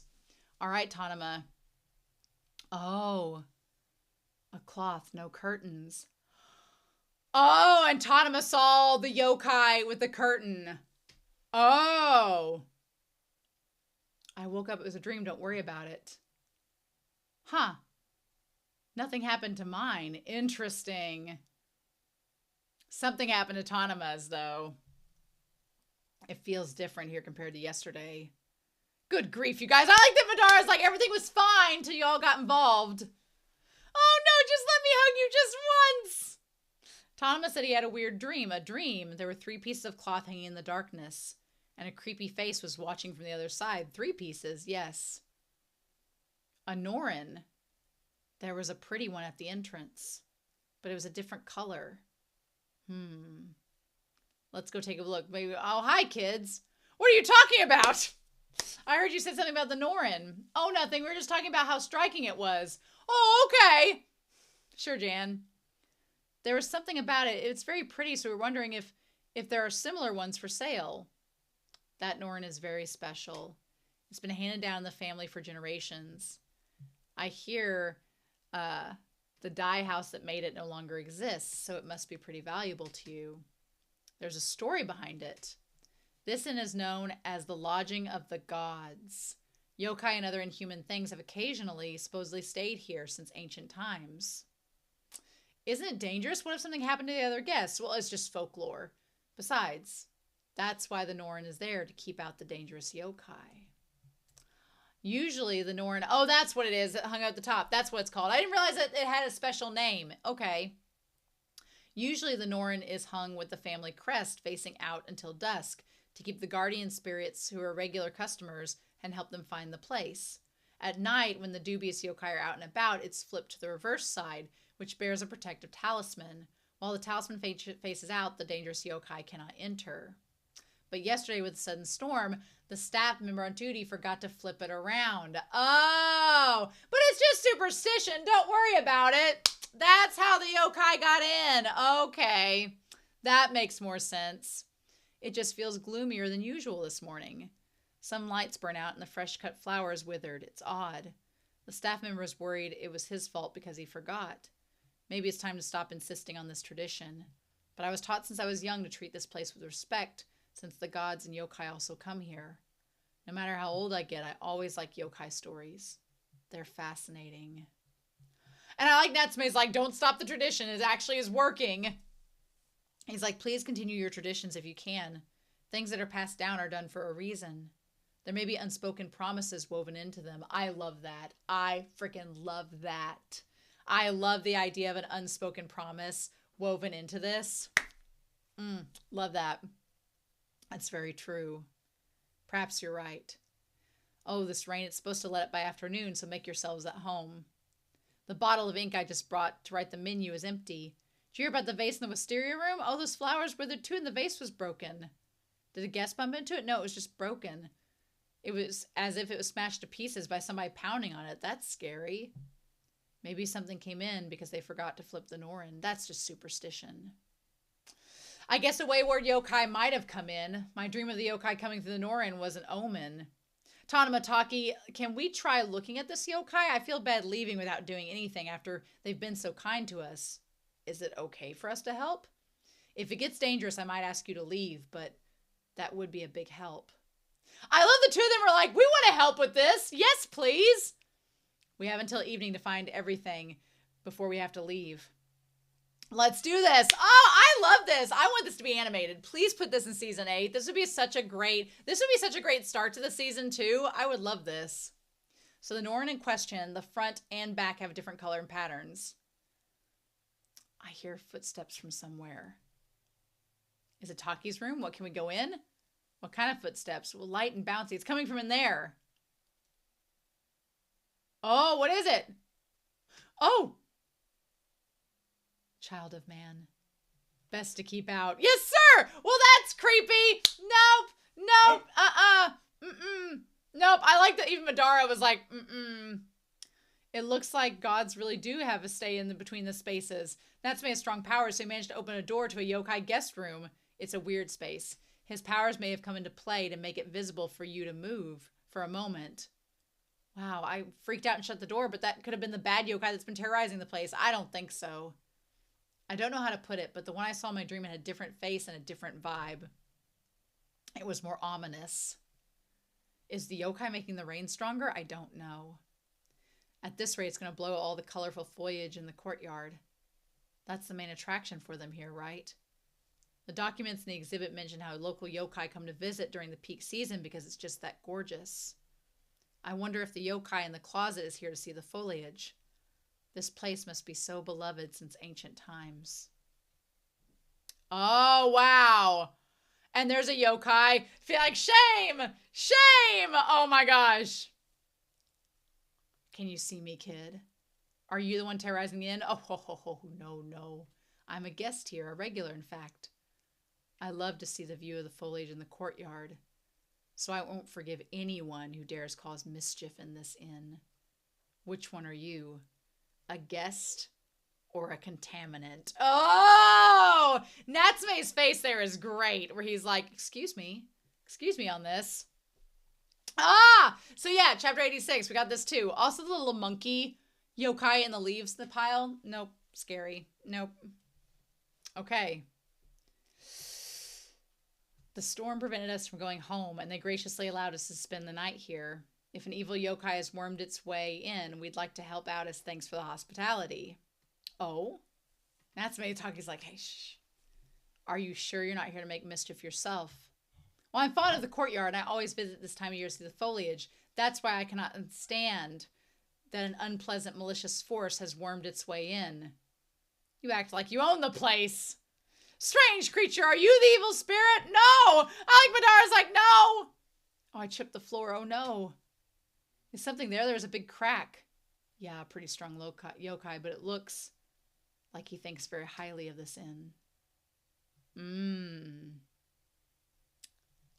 Oh, wow. It's stunning, isn't it?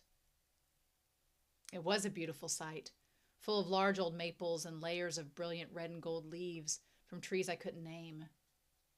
The old yokai seemed so proud of the place as if it were his own.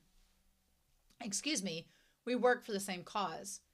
You may call me Lord Inagi. He has some nerve demanding to be referred to as Lord. Will you demand to be called Sensei? The backside of the Norin was supposed to ward off evil, so they forgot to flip it last evening. The owner 3 generations ago was a careless one, but this 15th owner, 13th owner is usually so conscientious. Wow, so this yokai has been here for a long time, because if he knows that there's been 13 owners, he's been here a while. Yeah, you've been coming for a long time. Well, they don't know me though, but I've talked to the current owner once before. What? It was a trick of the weather. He thought I was just a regular guest.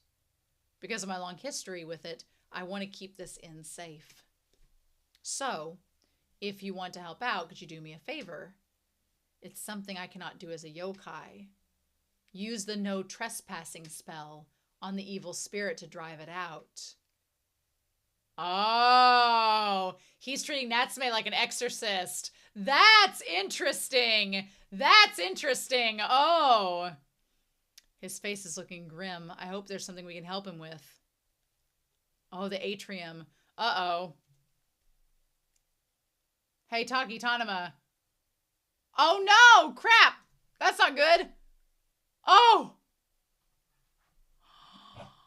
Okay, and that's the one that Tanama saw. I love the idea that Natsume saved them. That's awesome. That's cool, but him being compared as an exorcist by this spirit, oh.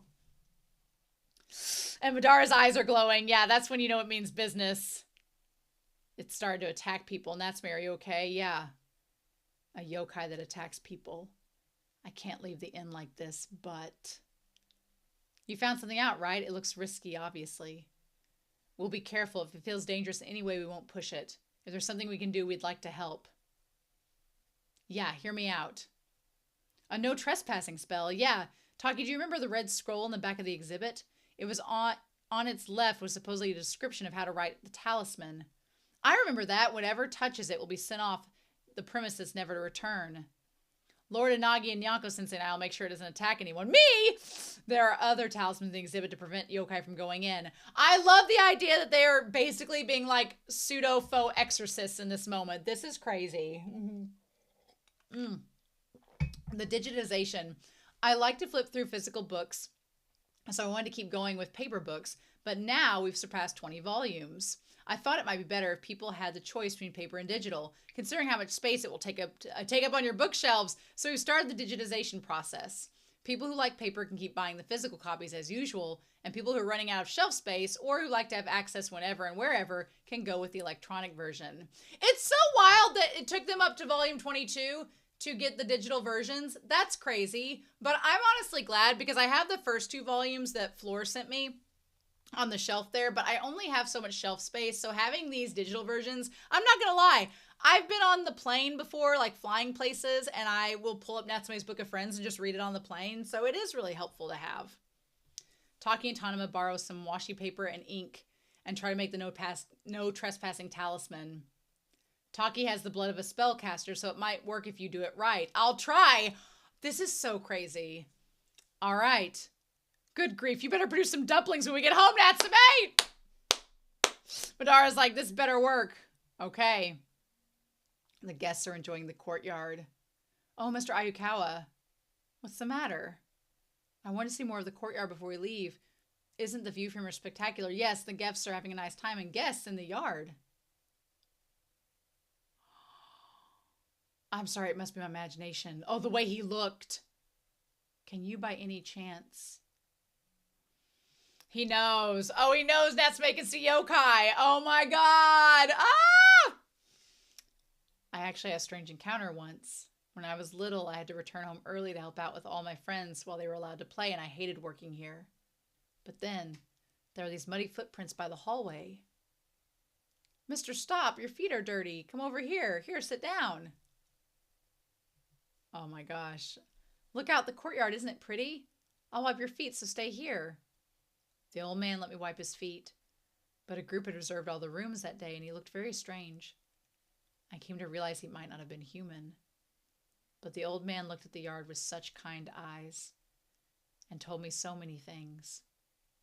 Your grandfather planted that Nanking cherry.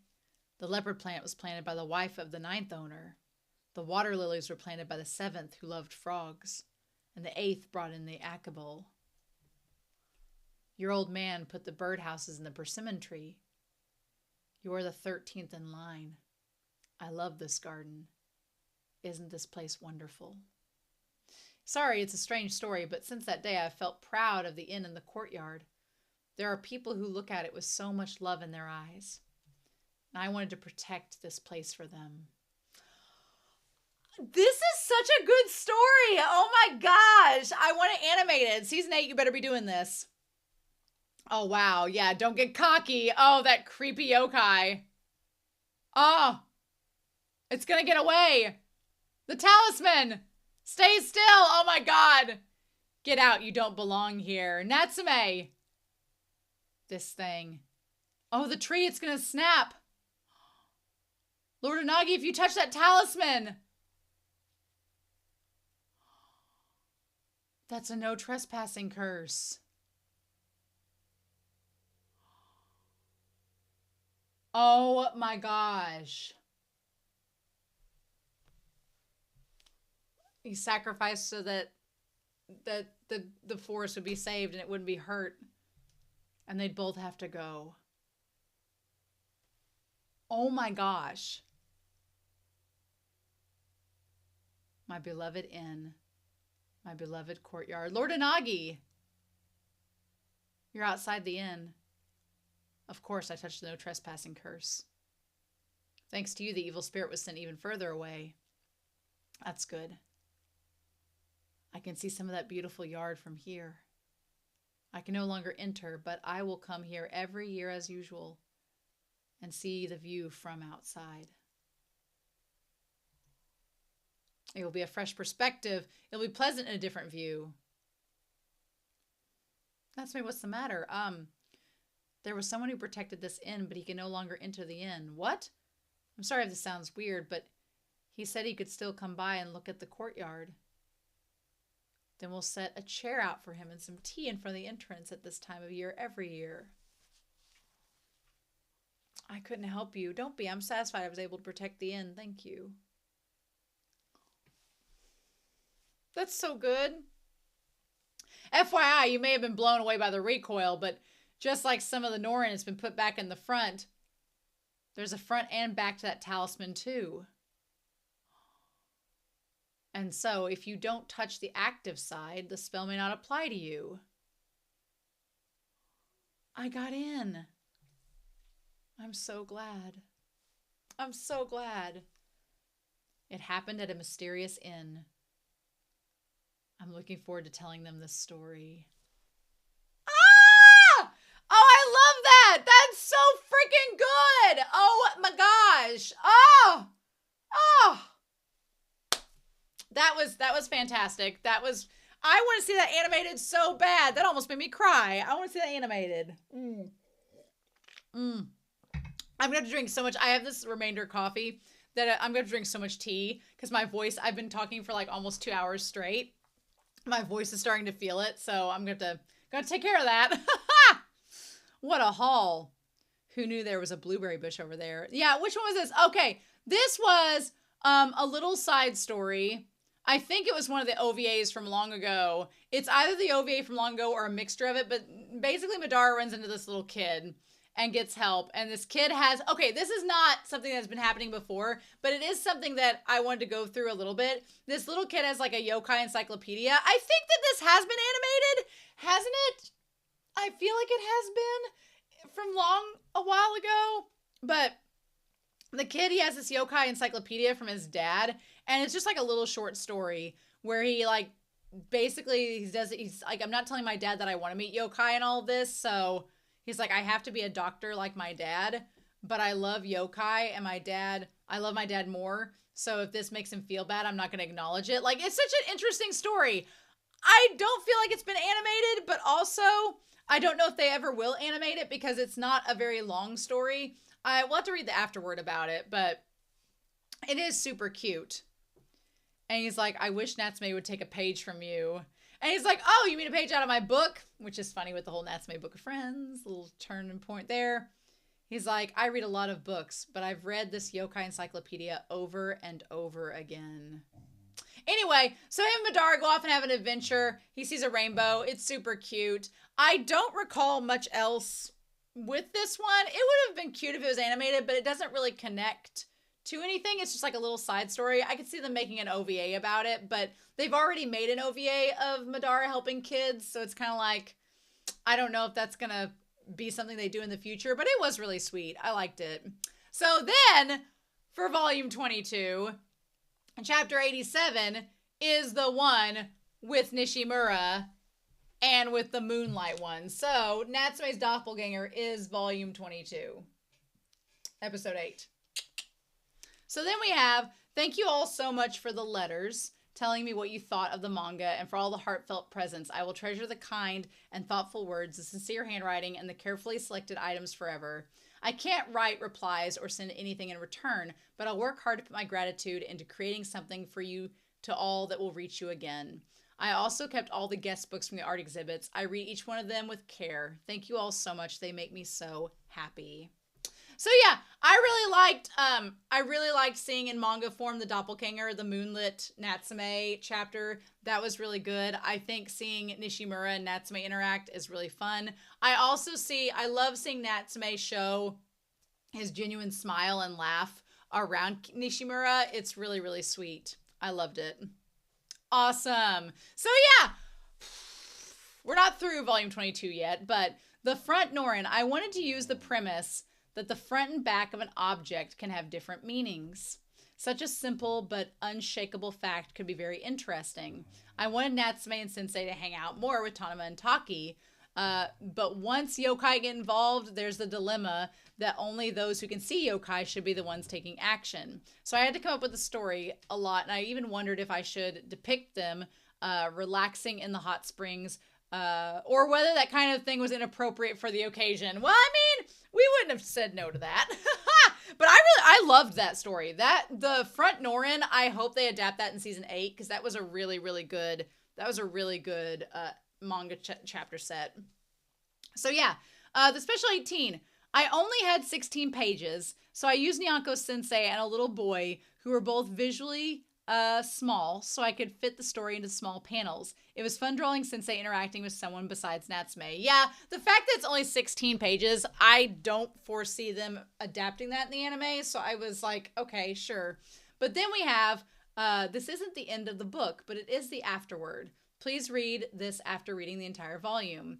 I thought I could get through the scenario quickly while I wrote out the plot with prose, but once I started drawing, I wondered if I could get through it without questioning everything Natsume has started to get nerves of steel against yokai, but I still wanted him to be careful when it comes to his dear friends, having close encounters with yokai as well.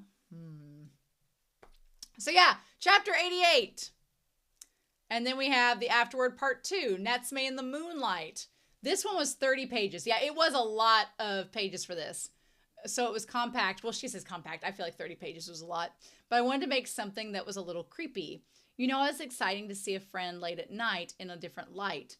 This story couldn't be done with Tanama, who knows Natsume's circumstances. It was only possible with Nishimura, who wouldn't question who the person in front of him was. If Natsume wanted to visit Kitamoto at night, he'd panic and scold him and send him home. I love that. I was like, yeah, this couldn't happen with Kitamoto, because he would be like, no, go home.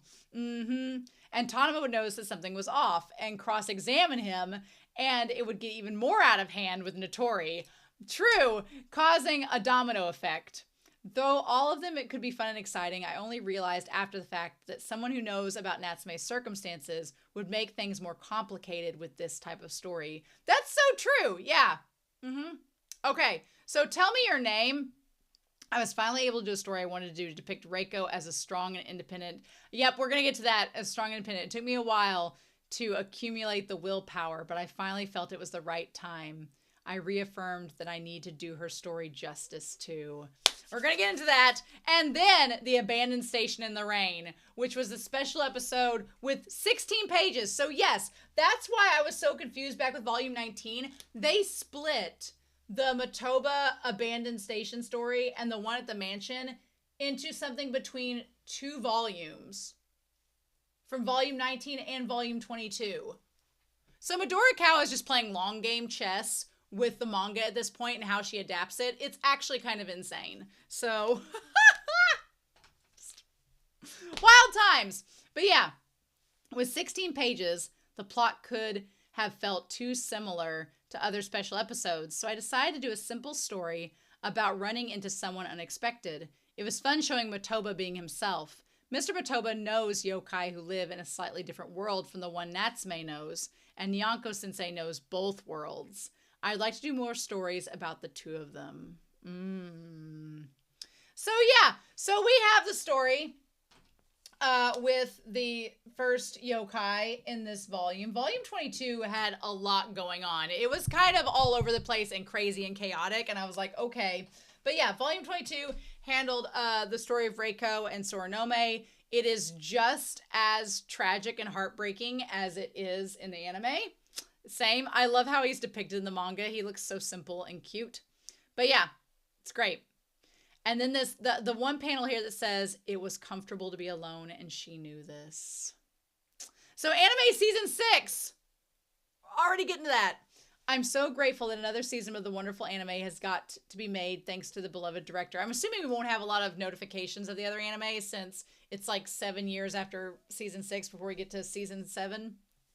Thank you to everybody. The manga I wrote was transformed into the fun, beautiful anime, and I can share it with the readers, the wonders of seeing how it was adapted and how it looks in this new world. I'm so fortunate I get to see how pretty and exciting it is. If some people who've been reading the manga for a long time feel it's not quite the same as what they had imagined in their mind, that honestly makes me happy, but it also makes me happy if some people prefer the characters in the anime. I was full of feelings for season 6. I kind of love that, like, glasses half full mentality of Midorikawa being like, if this doesn't meet up to what you expected in the manga, good, you have the manga. But if you do like it, good, you have another version of it. Like, that's a good mentality to have. Also, I like this panel where you see Reiko and her, like, side by side, and one's like depicted in all white and one's in black. Looks really good. Now, in the 22nd volume, Natsume is growing stronger, so I have to advance various plot points. It's getting hot, so everyone please take care of yourselves. Ooh! But yes, and a simple game, a game simply to while away the time, could bind our souls. If she no longer will summon me, can I have it back, grandson? So yeah, it's crazy that this game that Reiko was doing just to bide the time and pass it away, we're going to talk about in the comments at the end of this video, ended up doing so much more than that, right? Soranome's memories were streaming into my mind. The flowers were beautiful. Sometimes I can sense the feeling of someone nearby, but for a fleeting moment, I never pay any attention. But this was different. I hope my thoughts would stream into her instead, to let her know how beautiful I thought the meadow was. I love him looking and seeing her. And in that moment, when I looked at this in the manga, when she turns to look at Natsume and for a moment her face is so serene and soft, she looks so much like him in that moment. They have the same face. And I'm like, oh my gosh. I think it was a dream that Reiko had as she slept next to Soronome among the flowers. It was a beautiful meadow. And that's why Natsume is crying. Oh. He's like, I wish you could see it too. And Madara's like, I've already been there. So then we have the abandoned station in the rain. Oh my gosh. So yeah. So this chapter is freaky. Really freaky in the manga where he gets there. I love how just dark and dusty it is. Also, Shimuyama pointed out in the Discord pictures of this actual station in real life, and it's kind of as creepy as it is in the manga. Here's the thing that kind of strikes me as interesting is we're seeing this moment here way after the outstretched hand volume. We're seeing it a little bit later. So in the context of the manga, we already know, if we are manga readers, we know that Matoba has been wanting to collect a yokai to form a bond with this whole time. But if you're watching it in the anime, you don't know that yet. So the whole bird cage, if you've noticed, every time he kind of uses a manga to eat another manga, they're a caged yokai, whether it's in a little jar or in a bird cage. Because he has the one in the bird cage eat the yokai outside of the train station in the manga. So it's like, it keeps advancing, right? He's like, is he here in this empty station? Is this really Mr. Matoba? Is there really a bird inside, or is it a yokai? It's a yokai. I mean, you can see its eye looking out.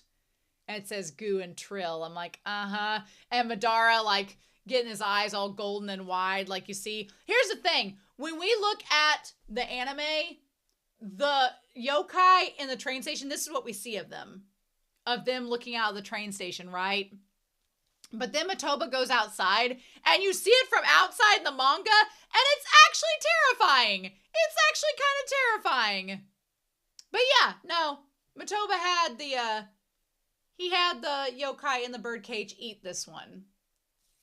I feel like Matoba keeps wanting to cultivate and raise a yokai that he can have as his pet. Now, is the yokai in the birdcage the same one that was in the little jar?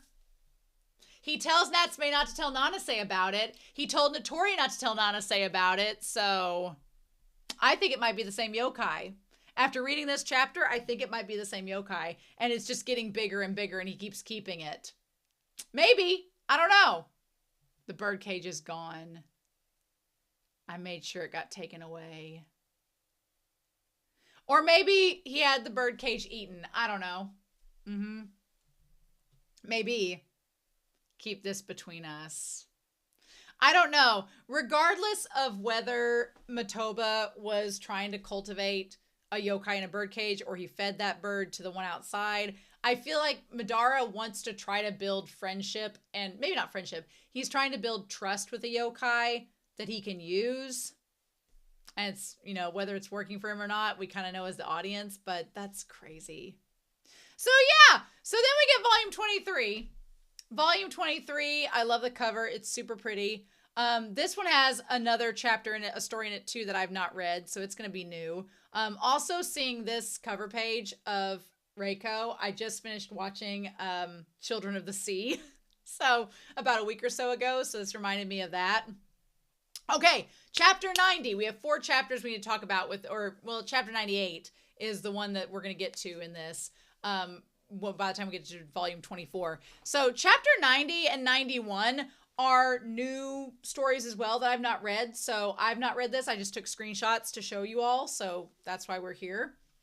But yeah, so there's a key to the archives. It's a glorified closet. What are you researching? The 7 Wonders. Okay, the moment I heard 7 Wonders, I'm like, oh, we've not had Hanako-kun cross over into this realm, so this has to be a new story. And that's when I started taking screenshots. I'm like, oh, this is new. But yeah, the 7 Wonders. Have you heard of this one? Okay, so it's not Natsume, that's somebody else. Interesting.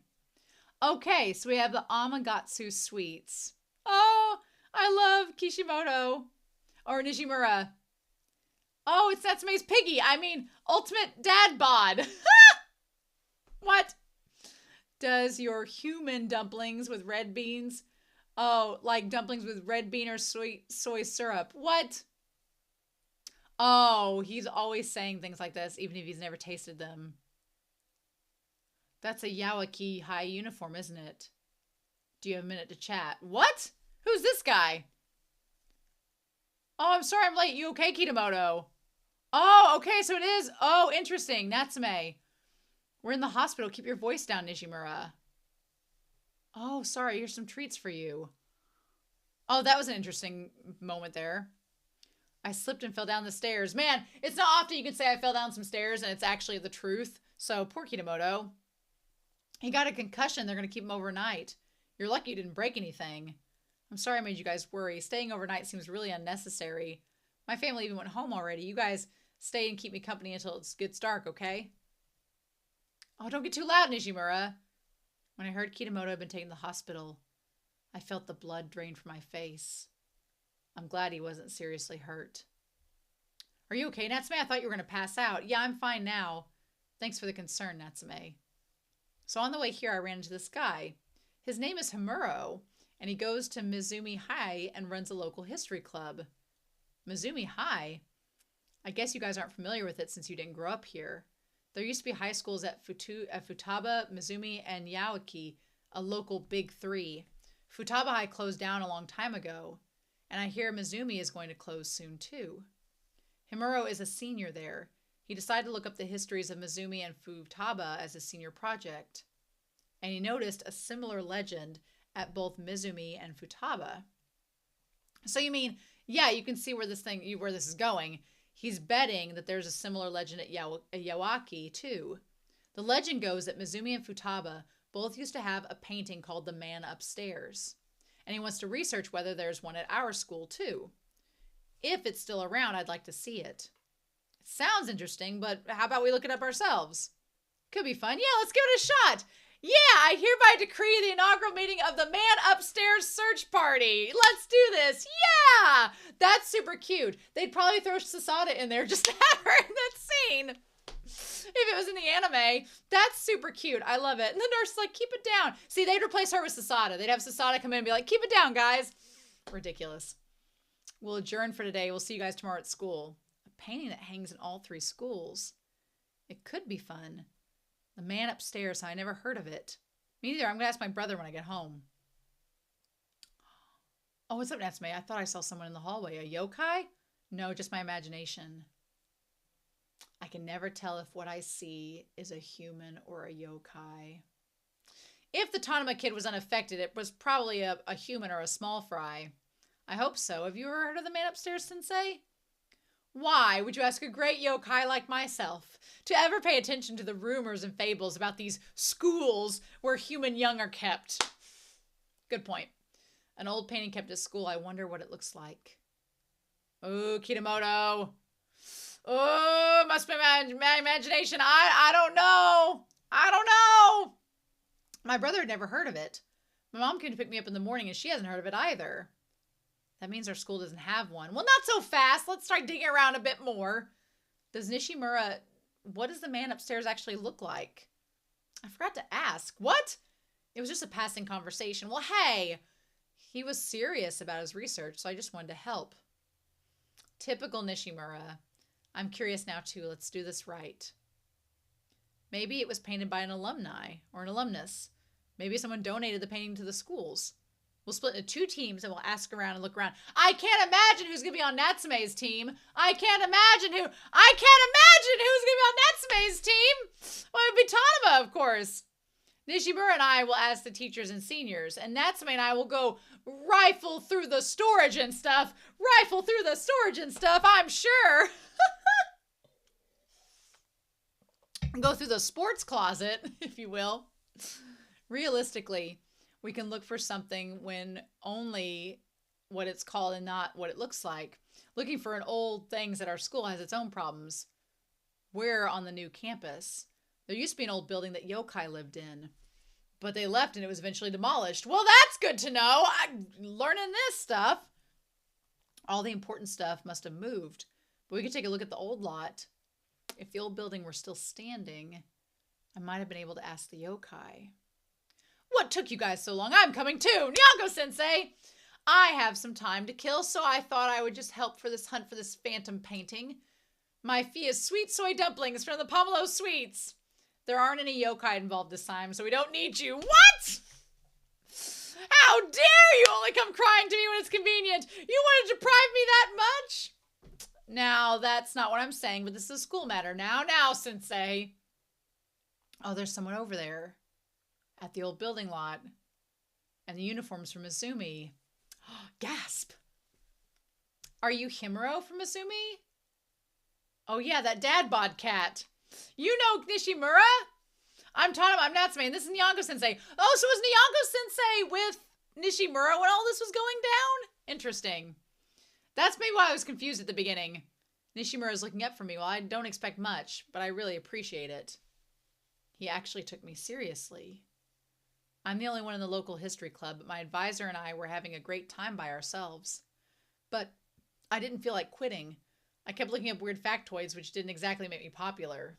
So then he had to transfer for family reasons, so this makes me happy. Thanks. Oh, now you've got Natsume's heartstrings attached because you've established that you're a loner, and Natsume's a sucker for a loner. Mm-hmm.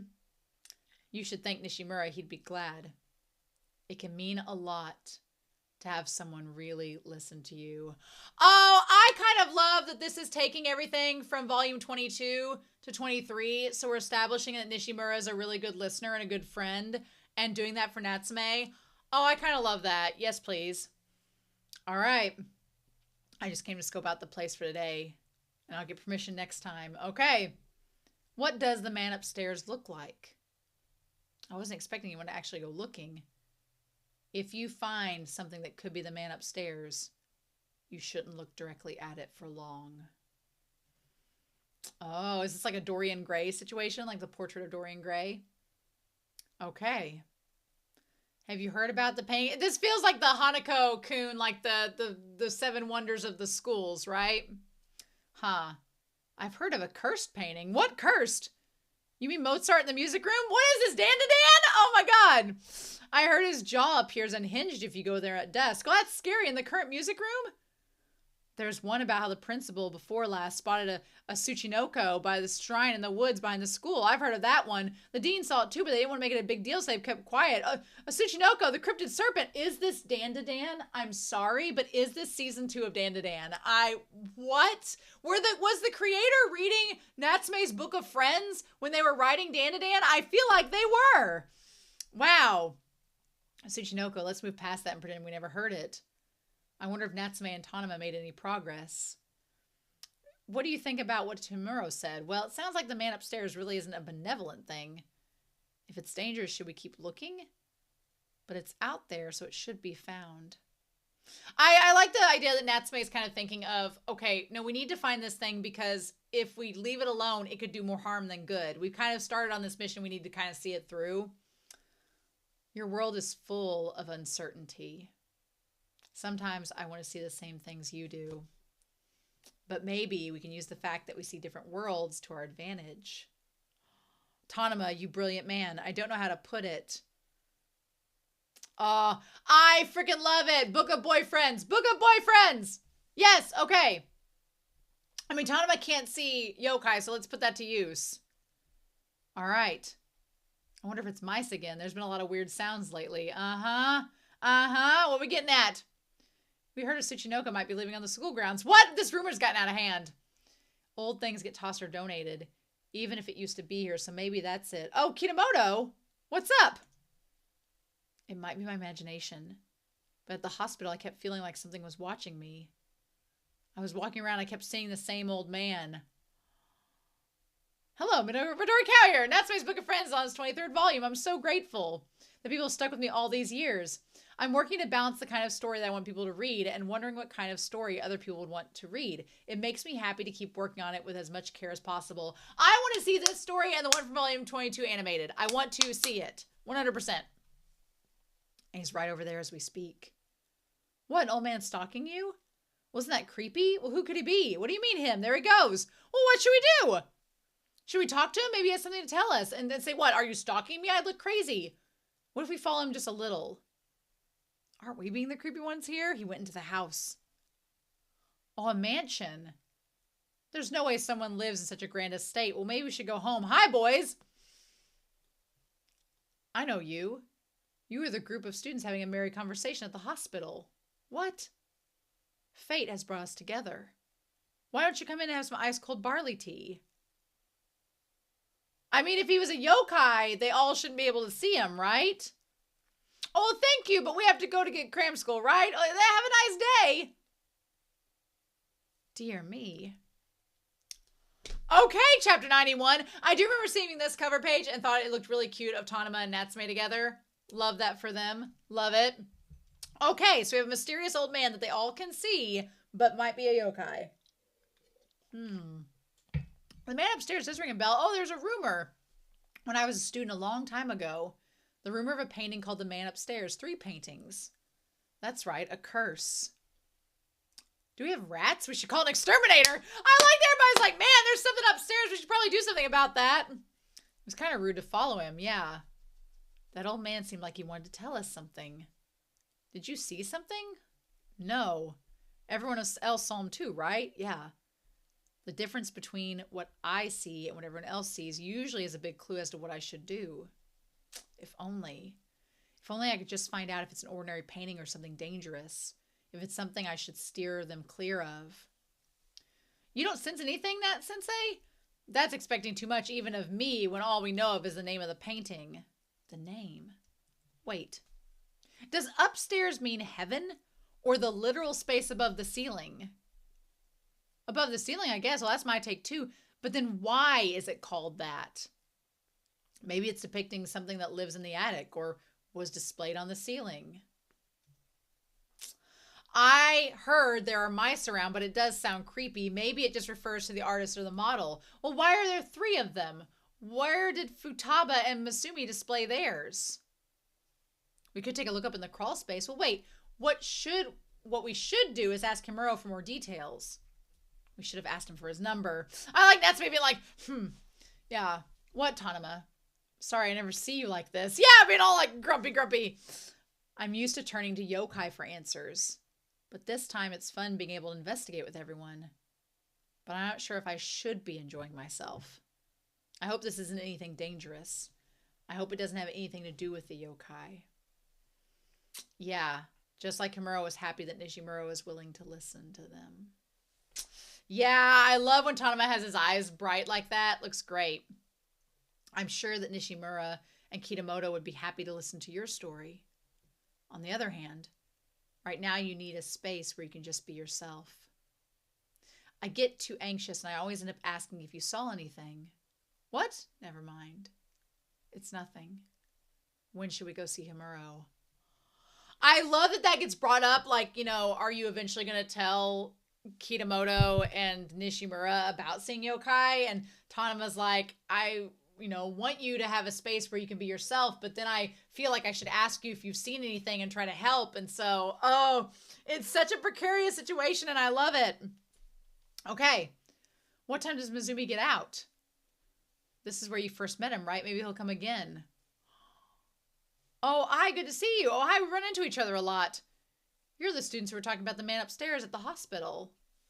I love the dumplings there. Have a nice day. Well, wait a minute. Hearing about the man upstairs sure brought back memories, and I wanted to join in on the conversation. Fan mail. I always read all the letters that you send me, and I'd like to especially thank the people who send me care packages and gifts on my birthday. I get so much motivation to continue by reading your reactions to the stories and your words of encouragement, so I'll keep doing my best. You know about the man upstairs? Well, I heard the story when I was a student. It's the one where each of the 3 schools has a painting on display, right? I graduated from Iwaki High. It was so exciting when we heard about it. My friends and I formed a team to search for it. Well, did you find it? We did. It was in the visitor's staircase, which isn't used very much. In the old building. Wow, it really did exist. Did you hear where it ended up? I don't know. I heard it might have been sent to an old local temple. An old temple? So what did it look like? What was the image? Well, it's very odd. I really can't remember. Tetsu and I, our buddies split off to hunt around. When we finally found it, I know for sure that we stared at it. But it was backlit and the sun had faded the colors long ago. So much fun we had. Yes, those were the days. Sorry I couldn't help much. Bye. Well, no, that's great that we even confirmed it existed. I wish we could tell Himuro right now, but it's kind of weird. He can't remember after he spent so much time looking for it. Oh, yes. The story had it that the torso was depicted in that painting at our school. Legs at Masumi, the head at Futaba. Well, is this getting into Summer Hikaru died? What? I just faintly remember rumors. And the other two are gone by now, too. So have a good day. He said an old temple. Do you know anything? Well, I guess I could try asking my dad. Grandpa may know a priest at Judo Temple. I'll ask him. So I better get home, too. Did you hear what the old man said? Yeah. Torsos and legs and a head. It sounded like whatever it was, it got chopped into thirds. Thirds? Well, what exactly? The man upstairs, of course. That probably means it wasn't benign. I doubt it's at our place, but I'll take a look. Could you come over tomorrow and help me? You know, I just come over to my house, hang out. We'll go look for haunted paintings, you know, like you do. We should have Sensei come look over before Kitamoto and Nishimura see it. Of course. I don't know if I want it found or not. The man upstairs divided into 3. Sounds ominous. I suppose you couldn't sleep either. Oh, I love Tanima's hair. Oh my gosh. I slept like a baby. Let's do it. Oh, Madara. I asked my dad to look through the abandoned temples. Oh, the man upstairs. It's in the storehouse of an abandoned temple on the west side. I borrowed the keys. Let's go. Oh, this is it. Sensei, what do you think? It was made into a scroll. Should we open it? Wait. If you end up finding the man upstairs, you shouldn't look at it. I think Himuro knew something about this. We should take his warning seriously. I suppose so. Oh! Speak of the devil! Himuro, I'm sorry to scare you, but I ran into Nishimura at the tea house. He told me everything and I came to find you. And the priest said you'd be here. Tanima, is he the real Himuro? What? Don't worry, I only smell human. I like that Natsume's trying to be like cautious and make sure, you know. I think this is the actual scroll of the man upstairs. You found it? You look inside? It's only superstition, but just in case, step back and close your eyes. Tanima, Natsume. Did Himuro come this way? We got dumplings. Let's look for the painting together. Kitamoto and Nishimura. No, close your eyes. Oh! It's all right. It won't do any harm to look now. See, this is the painting that was once called the man upstairs. Oh, it's blank. Now it is. Himuro told us the whole story. Long ago, the man upstairs was an evil yokai that a traveling high priest sealed into the piece of paper. Even after it was split into 3 pieces, its power was strong and the paper couldn't be ripped or burned. Even though they were kept at 3 different temples, the separate pieces made their way back together somehow. The story was passed down in this region as 3 creepy paintings. I don't know exactly how it came about, but eventually they were displayed at 3 local high schools. That's actually an ancient form of exorcism, kept apart at the shortest possible distance. Oh! Exposed to the vitality of youth and open minds desiring to learn, the yokai was purified over time and slowly faded away. On the day he left, my advisor said, our school has a white piece of paper titled The Man Upstairs. They say 2 others exist somewhere, and I wanted to find out what happened to them. But now that I have to leave without finding out, I hope you'll see it through in my stead, and that's why I'm here. Mizumi High will close down just like Futaba. I knew the man upstairs was a superstition, a folktale. But as I did my research, I started to worry that the purification only kept for the sake of tradition might have been interrupted. I wanted to find the other pieces, even if people thought I was crazy. I wasn't able to see the one at Futaba personally, but an old woman who went there confirmed it was a white painting called The Man Upstairs. And I hoped this would be just like that. I'm relieved that the saga ended long ago. I'm so relieved. The man upstairs, it was just a blank piece of paper. That's all I saw, the same as everyone else. A scary ghost story, but it was mostly just old. It was a very important piece of paper nevertheless. Oh, it was fun. Why is it called The Man Upstairs? Yeah, it was spooky when we heard sounds from the crawl space. Like the name implies, the yokai used to live in the attic. Legends say that even now, lesser yokai come to look for it in the crawl spaces. Well, they were mostly rats or bats, more likely. I'm sure the story started because people were frightened by the noises made by critters. If you ever need my help, let me know. I want Himuro to be in this. Oh. Well, how would you go about catching a Tsuchinoko? They said there's one around the school. Tell me more! Ah, I love Imuro! Yes! I want Imuro to stay in the story. Awesome. Nice. And so the investigation of the man upstairs was closed. Was there yokai involvement or not? Even though I could see them, I couldn't tell this time. By the time the old man saw the painting, it must have been so faded his memory was ambiguous. I wonder if there really was a man upstairs. The picture may be gone, who knows, but the memories of the fun we had remain. If there was, it's a little scary that they displayed something so dangerous. I don't know about that. It's just like honoring something angry with a festival and partying around it until it calms down and finds peace. That wouldn't work for everything. Oh, Madara! But you never know what works as consolation or a purification. The world is a curious place. It's the same for humans and yokai alike. Oh my god, but the one guy in the mansion, Beneko's grandfather, having the party to celebrate with the yokai and the possibility of calming them down that way. The idea that Madara has been having sake and partying with all the mid-ranks, but it could be calming down and purifying his old angry spirit. Because it's comparing Madara from beginning to now. Oh, y'all. Oh my gosh. Oh my gosh. Ah! So yeah, that was amazing. I want both of those stories animated in season 8. Give us that season 8. Do that for us, please. I need to see them, please and thank you. Oh my gosh. So the next was the Loquat chapter in volume 23. The Loquats and Mizuhara's this chapter. Basically, I really think that it's creepy, the set of feet by Madara up in the tree. Is it Matoba? Is it Notori? But yeah, also want to point out, every time Notori shows up, I love the reaction from Madara and Natsume. It's great. I love it. But yeah, and so we go there. We see Notori and them. Mr. Urashima was an exorcist, but he's quit and retreated even further into the mountains. So we get a little bit with that. And then, yeah. Also, I really like Notori whenever he's like, when I called to see how you were doing, your Aunt Toko picked up and started asking me about things. I couldn't think of anything to say, so it just Loquats popped into my head. I'm so sorry. It's really cute. I love how has a lot of conviction there. And then Matoba shows up. God, such a good chapter set. I love it. I also like Notori just like sneaking in front of Natsume to protect him. Love it.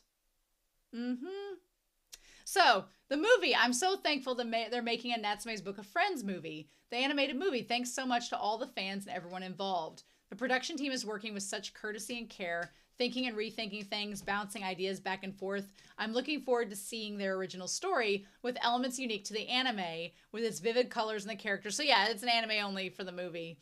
I think I'm able to feel this way as a creator because the anime team has made a truly wonderful series over the years. I recommend this new movie not just to fans, but to people who have never seen the anime before. It's a totally new story and a little different from the usual manga.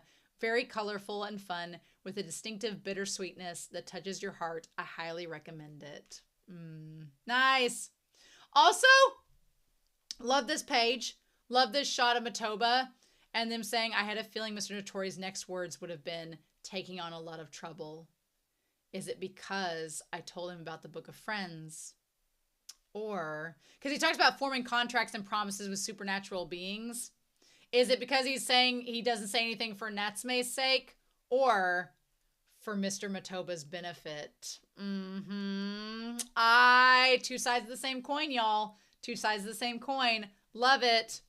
Anyway, so then they have the one scene where the yokai brings the ball out of the doorway. I felt like the anime adapted that really well. That was a really good shot. Yeah, also Madara's face when it's like, we here have this ball, kids should play outside. Madara's creeped out face is really fun. I love that.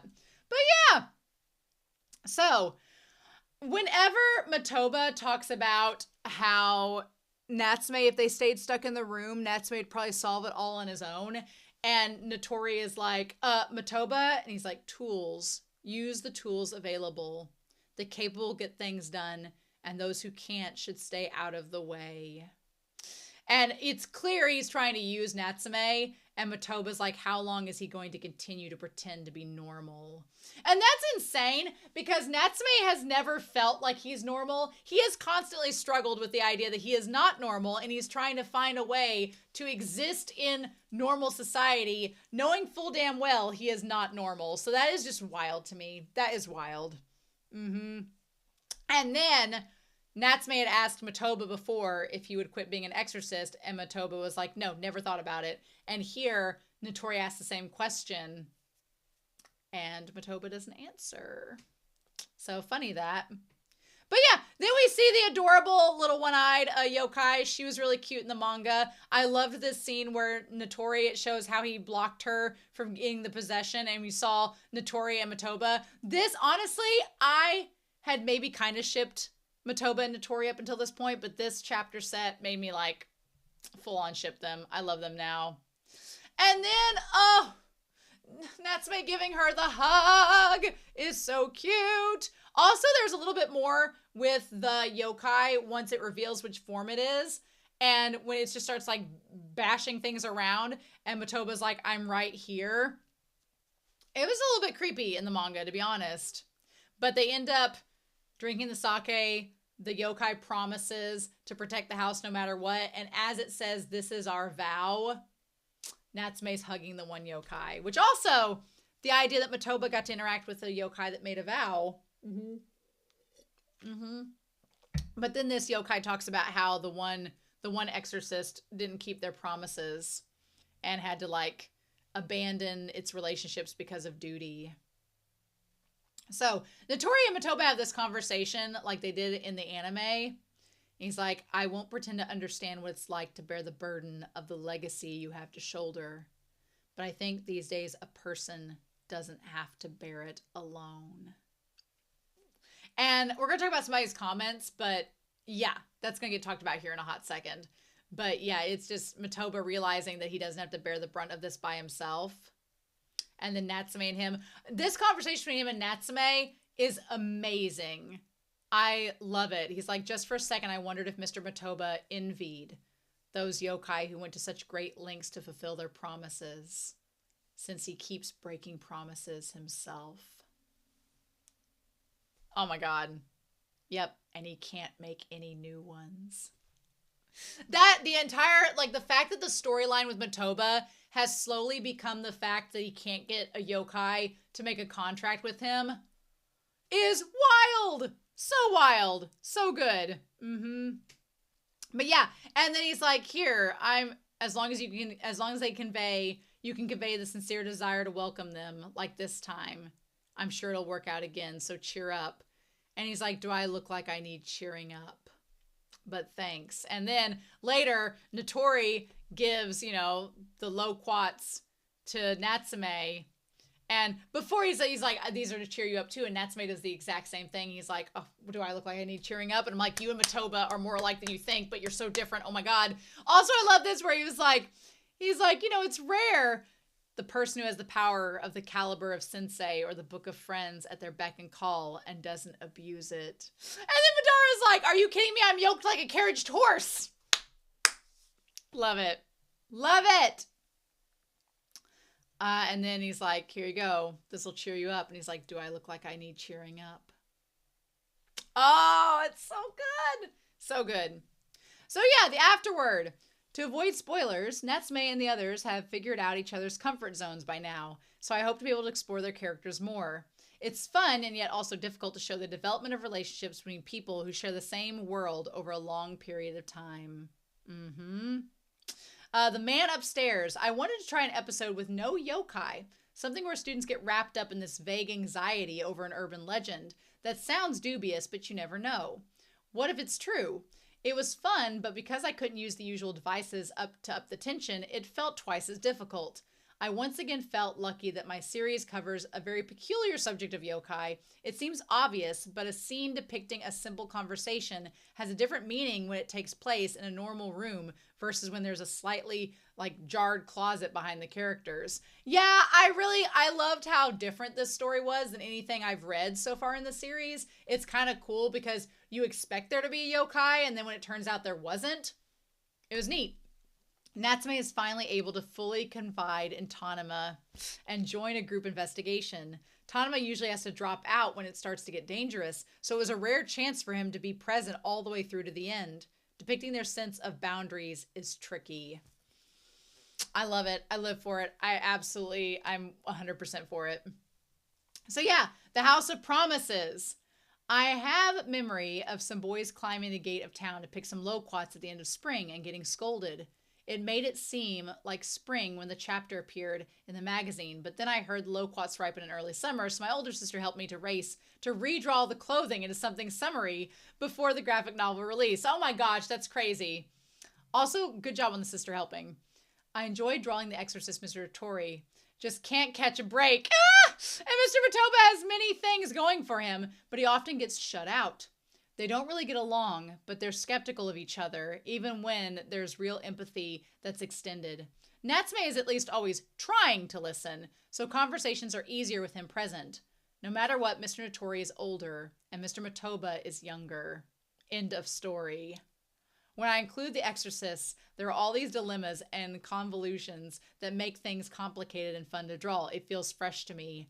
I get nostalgic for the first time that Natsume and Mr. Notori met each other when they're together. Their bond is getting deeper, but it was easier before for Mr. Notori to casually invite Natsume on outings. When you've known someone a long time, there are more things to say, but sometimes just as many things remain unsaid. How dare you up this crazy triangle relationship between the three of them, Midorikawa? How dare you? And then there's, Matoba. I've been able to work on Natsume's Book of Friends for so long. It's helped me form connections with lots of different people. So much of my time is spent thinking and drawing by myself that I do get lonely from time to time. But I'm grateful to my editors who brainstorm with me on future storylines and ways to make things better. And to the staff who developed the characters for the anime and merchandising, the family who are so patient with me, and all my precious fans who give me the energy to keep going. Thank you so much. Love it. So then we're at volume 24, and I don't have honestly a lot of volume 24 to go through with you all because I did not read all of volume 24 because I was told to stop at chapter 98. So I like the cover having Taki and Tanuma on it. Love that for them. Love that they're featured in this.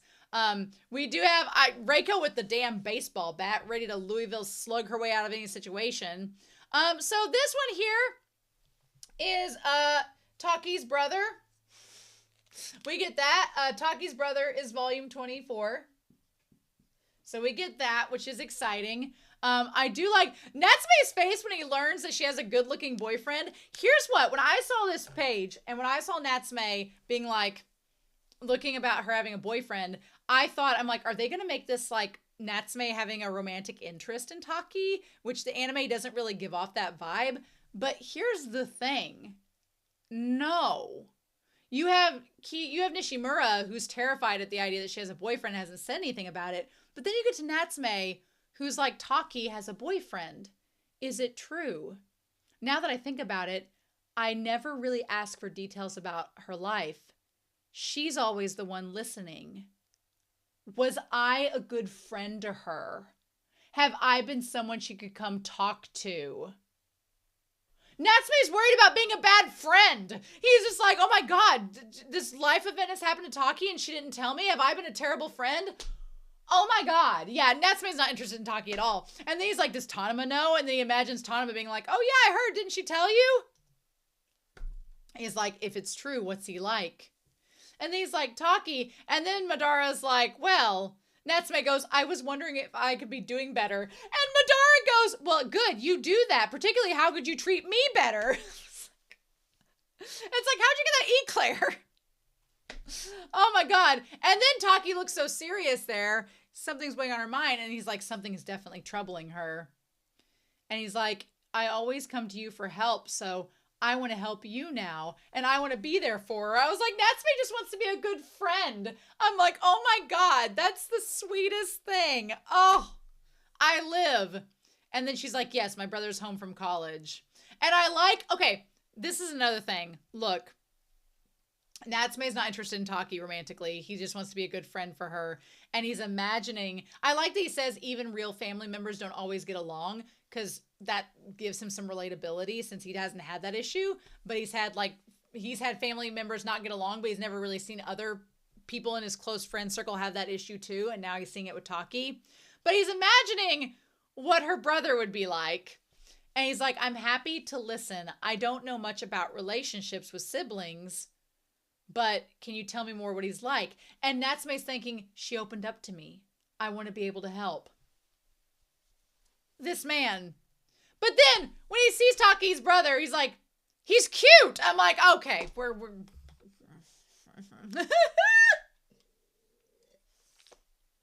Book of boyfriends indeed. Book of boyfriends indeed.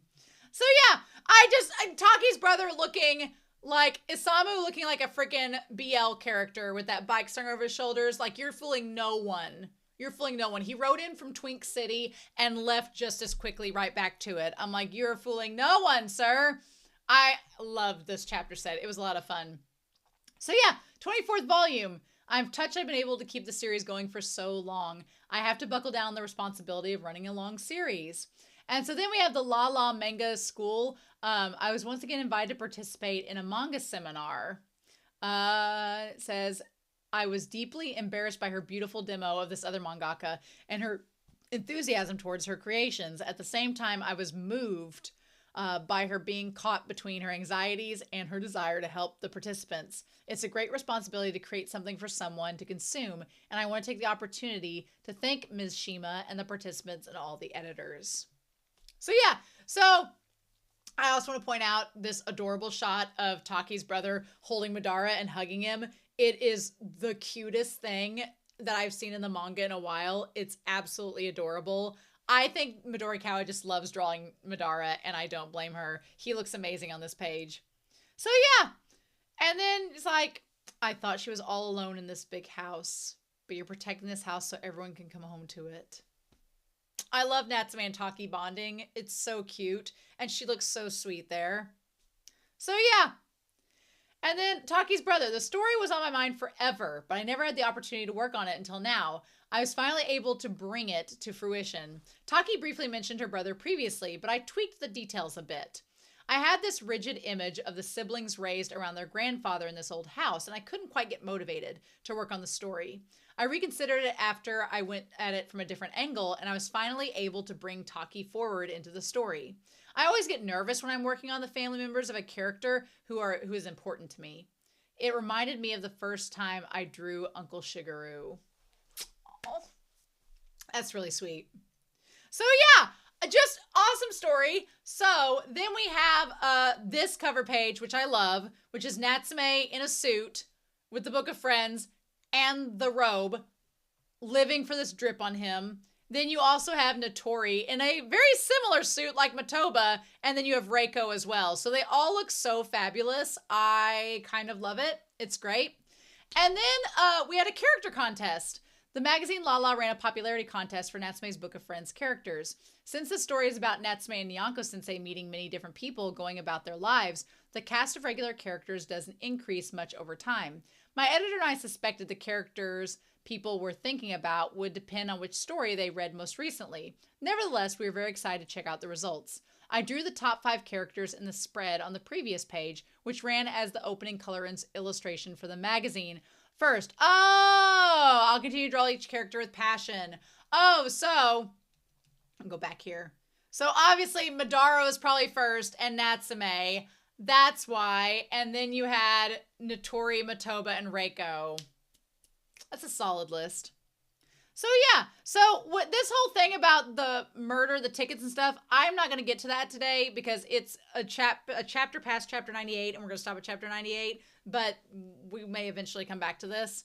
So the final chapters before we get to us are actually, if you can believe it, Strange Visitor in volume 24. So the ones that I did not get to, we did not get to the origami, and we did not get to Chobi. They're going to have to wait till season 8 to see if the manga that season 8 covers also features those chapters, which is, for these volumes covered quite a bit if you think about it. It's kind of wild. But yeah. So then we have the ones with Tanuma, and seeing Mizumi as in his human form just looks amazing. They're a giant. I love it. Looks so good. Yep. And then that one little moment where it's like the little earring tinkles and his like mouth gets all cheesy. Mizuzu indeed. Love it. I also love Natsume doing the hump for the second time. I love it. He's just like, I'm not happy about this. The anime movie, part 1. During its theatrical run, my sister looked up showtimes and took me to the theaters in Kumamoto and Fukuoka prefectures whenever I had the chance to go. I was thrilled that some places put up pop-up exhibits and sold merchandise because of the local connection. The audience was truly diverse in age and gender, and I couldn't wait to report all of this to everyone who worked on the anime. I wanted to thank all of them and the theater staff for their preparations and for handing out flyers and pamphlets. And thank you to everyone who turned out. It makes me happy if one day you remember a theater as the one that you watched the Natsume movie in. Yep. So then I love this. He's like, okay, we see them, and he's like, you make as little sense as usual. Walking around at night is dangerous for you, but the moon is beautiful tonight, so I'll take you home. I also like the idea that Mizuzu brings up where he's like, you know, you could have made me obey you. And he's like, no. He's like, I want to make a request. I love that Natsume, again, unlike Matoba, who is all about using people. Matoba is about using people for his own benefit. Natsume is the polar opposite. And it's like, well, Matoba, maybe if you didn't try to use everybody, somebody would make a contract with you. Maybe you need to look a little bit from Natsume to keep going in that, right? Yep. You were doing it for Tanuma. With your power and the pumpkin cats combined with my own, it might work. Oh, the Natsume's Book of Friends movie has finished its theatrical run. The movie thoughtfully crafted a warm, lonesome, but kind world that really draws you in. As I watched the credits roll in the theater, I immediately recognized each name from seasons 1 through 6 in the OVA. I was sad to miss the names that didn't take part in the project, happy over the new names added for the movie, and overcome with so many emotions. It's fun to draw manga, but it's sometimes lonely, doggedly working by myself, with only the desire to entertain my readers to keep me company. Now that I'm included on this team, like this, and as the original creator, maintaining connections with all those different people, it's very encouraging. So I'll keep working hard so I continue to make manga people will enjoy, so please continue with your support. Yeah, I feel like I can relate a little bit. You know, if you create this stuff and you have nobody to show it to or nobody to interact with it, it can be very lonely. And I like the idea that maybe that's why she supports the anime keeping on going, because it's a way to take that to another level, which is nice. And then I love this scene in the chapter where Natsume confronts Tanuma, and he's like, even if it's not about yokai, you should tell me if something's bothering you. Which kind of mirrors Mizuzu and Sasami a little bit in their communication. So it's like, I love it. And so then he's like, I remember that I wasn't the one Mizuzu was talking to. Yep, I did have a good time. I saw the same things that you could for a little while. That little smile from Natsume is so precious. And then there's Mizuzu, and he's like, hey. He's like, you know, Tanuma is quite the interesting fellow. And Natsume's like, don't get any ideas. And he's like, who won the deal? Who won the duel? And he's like, it's not worth talking about. Love it. So that's why, God, I've talked for nearly 3 hours. Oh my God. This has been such a long overview with the manga. Y'all, thank you for being with me this long. This is wild. It's been such a crazy time connecting with all this manga and then getting back to this with you all. I do want to say I have some comments before we round this out to tell you all about. So the episode's not covered. Season 7, episode 5, which was Chobi's Treasure. was not covered. And season 7, episode 12, which was the origami, was not covered. And I think that one with the old man yokai was, I think it was anime only. We talked about that. So yeah. But everything else, holy cow, we're caught up practically, except for those 2 episodes. Wild. Wild. So I've got a couple comments I want to go with you all before we round this out. Lualba for episodes 9 through 10 said, in a world unbent from season 5, the flashback episode, when Natori finds Matoba alone watching the lake, he wonders how he must be feeling, but then leaves and starts ignoring people saying bad things about Matoba and his family. I said back then I interpreted it as Natori ignoring Matoba's human side and preferred to believe that he was this one-dimensional evil person because it was easier. But now back to this episode. I believe that Masakio is supposed to be a parallel to Matoba. Both are incredibly powerful exorcists who are feared by many and born in an exorcist family. But because they were born there, they were expected to live by the family's traditions. At the end, Natsume and Natori find that Masakio was unhappy with his life and had to leave the love of his life because he believed he had to face the burden alone. Natori then realizes the weight of expectations someone must carry being born in an exorcist family. And he says this to Matoba at the end. But the interesting part is that 2 minutes before this scene, we saw Masakio leaving his lover, and he drops his facade and starts crying by the lake. And then back to the scene, Natori says, I think a heavy burden can be shared, and leaves Matoba speechless. And then Natsume finds Matoba at the same place Masakio was when he left his lover by the lake. But with a different context. It's also interesting that Matoba drops his facade too at this moment. He lets Natsume sit by his side and tells him the Loquat story, showing him a bit of his insecurities. In conclusion, Natori's growth as a person, he probably doesn't acknowledge it, but yes, he is becoming a better person. His younger self wouldn't have done it, but now he's letting Matoba become part of his life. And maybe he did not say it in the most direct way, but Matoba understood. Otherwise, why would he be so shocked? I find it a bit fascinating that Midorikawa is putting this parallels between Matoba and Masakio, putting Natori as the parallel of the lover, because if she knew what Masakio was thinking, she probably would have said the same thing Natori had said to Matoba. We just love being able to ship them, right? Right. And then Summer Origins VOD said, I also want to point out regarding Matoba and his promises, that Matoba is also bound to his family through the fact that he has broken a major promise to return the other yokai's eye. It quite literally is generational debt that he can't leave behind. Even if he did make promises, who would take a promise from a clan who's pretty much known to have betrayed their benefactor? Seriously. And again, the parallels between Matoba and Natsume in that regard are so crazy. Maximo Bravo 4030 for episode 11 says, so we came full circle with the revelation the Book of Yaoi Boyfriends was born out of a doomed Yuri. Yes, the Book of Yaoi Boyfriends born out of a doomed Yuri. What else can we expect? Speaking seriously, it's worth noting the flowers were blue, like azure blue, in Soko's name. Reiko wanted to show Soko flowers that were the color of her name. How dare they give us doomed Yuri? How dare Midorikawa give us doomed Yuri on this day? How dare?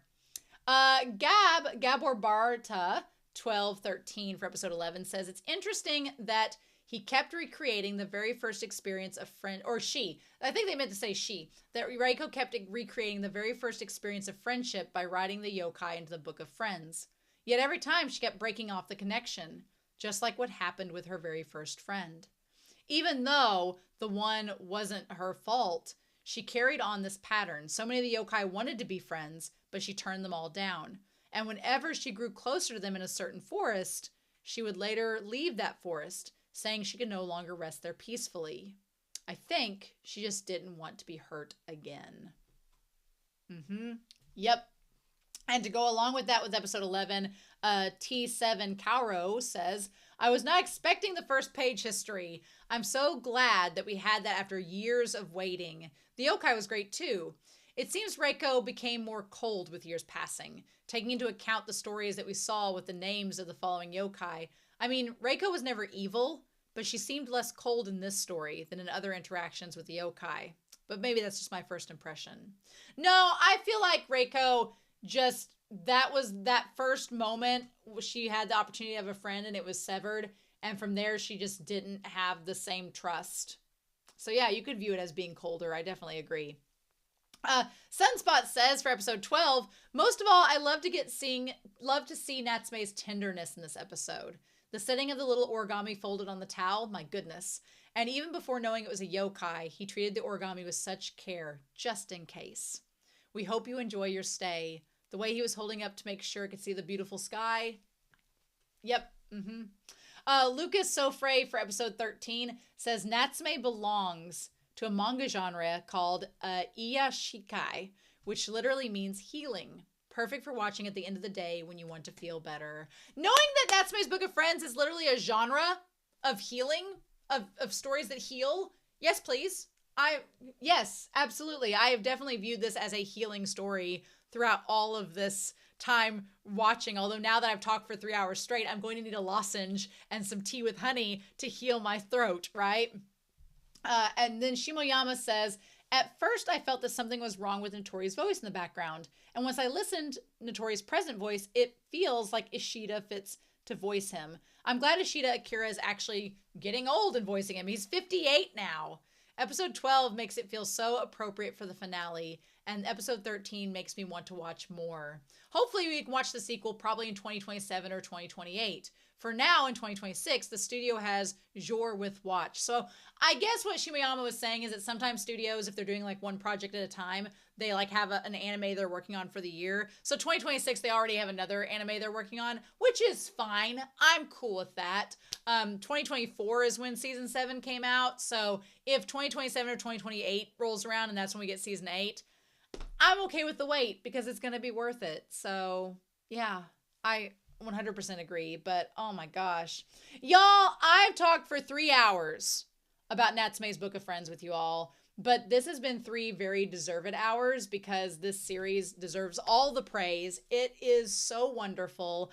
It has been my comfort anime. I will talk about it in the top 20 list at the end of this month, so prepare for that. It's going to come up one more time, and I'm going to gush about it there, but yeah, I'm definitely going to watch season 8 when it rolls around. No worries. But I cannot wait to do that with y'all. You all have no idea. So, or maybe you do. But I want to say thank you to everyone who has watched this series with me up until this point. It's been a 1.5 years, week to week, of just absolute comfort, bittersweet beauty on screen and in the manga. I'm so glad I've been able to read the manga and talk about it with you all. I'm glad you're watching this video. Hopefully, if you stayed this long, bless you. Hopefully you got to make like a table or something while you're watching, or we're on a commute or some situation. But I really enjoyed it. Thank you to Sunspots for helping out and assisting Floor, the moderator, in checking everything week to week. That's been so nice, so kind. Thank you to Shimoyama and everyone that's posted in the Discord.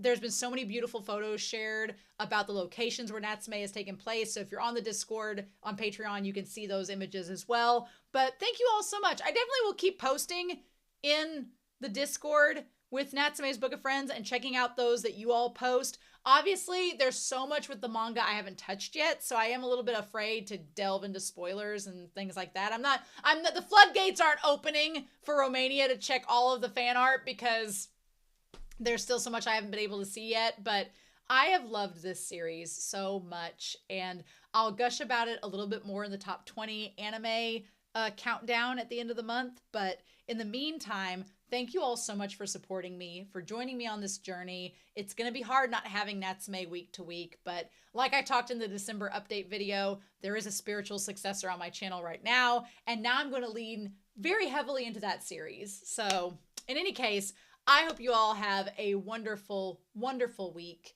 Please stay safe. Take care. Leave a comment down below about Natsume's Book of Friends. Please no spoilers for the manga, but leave a comment down below.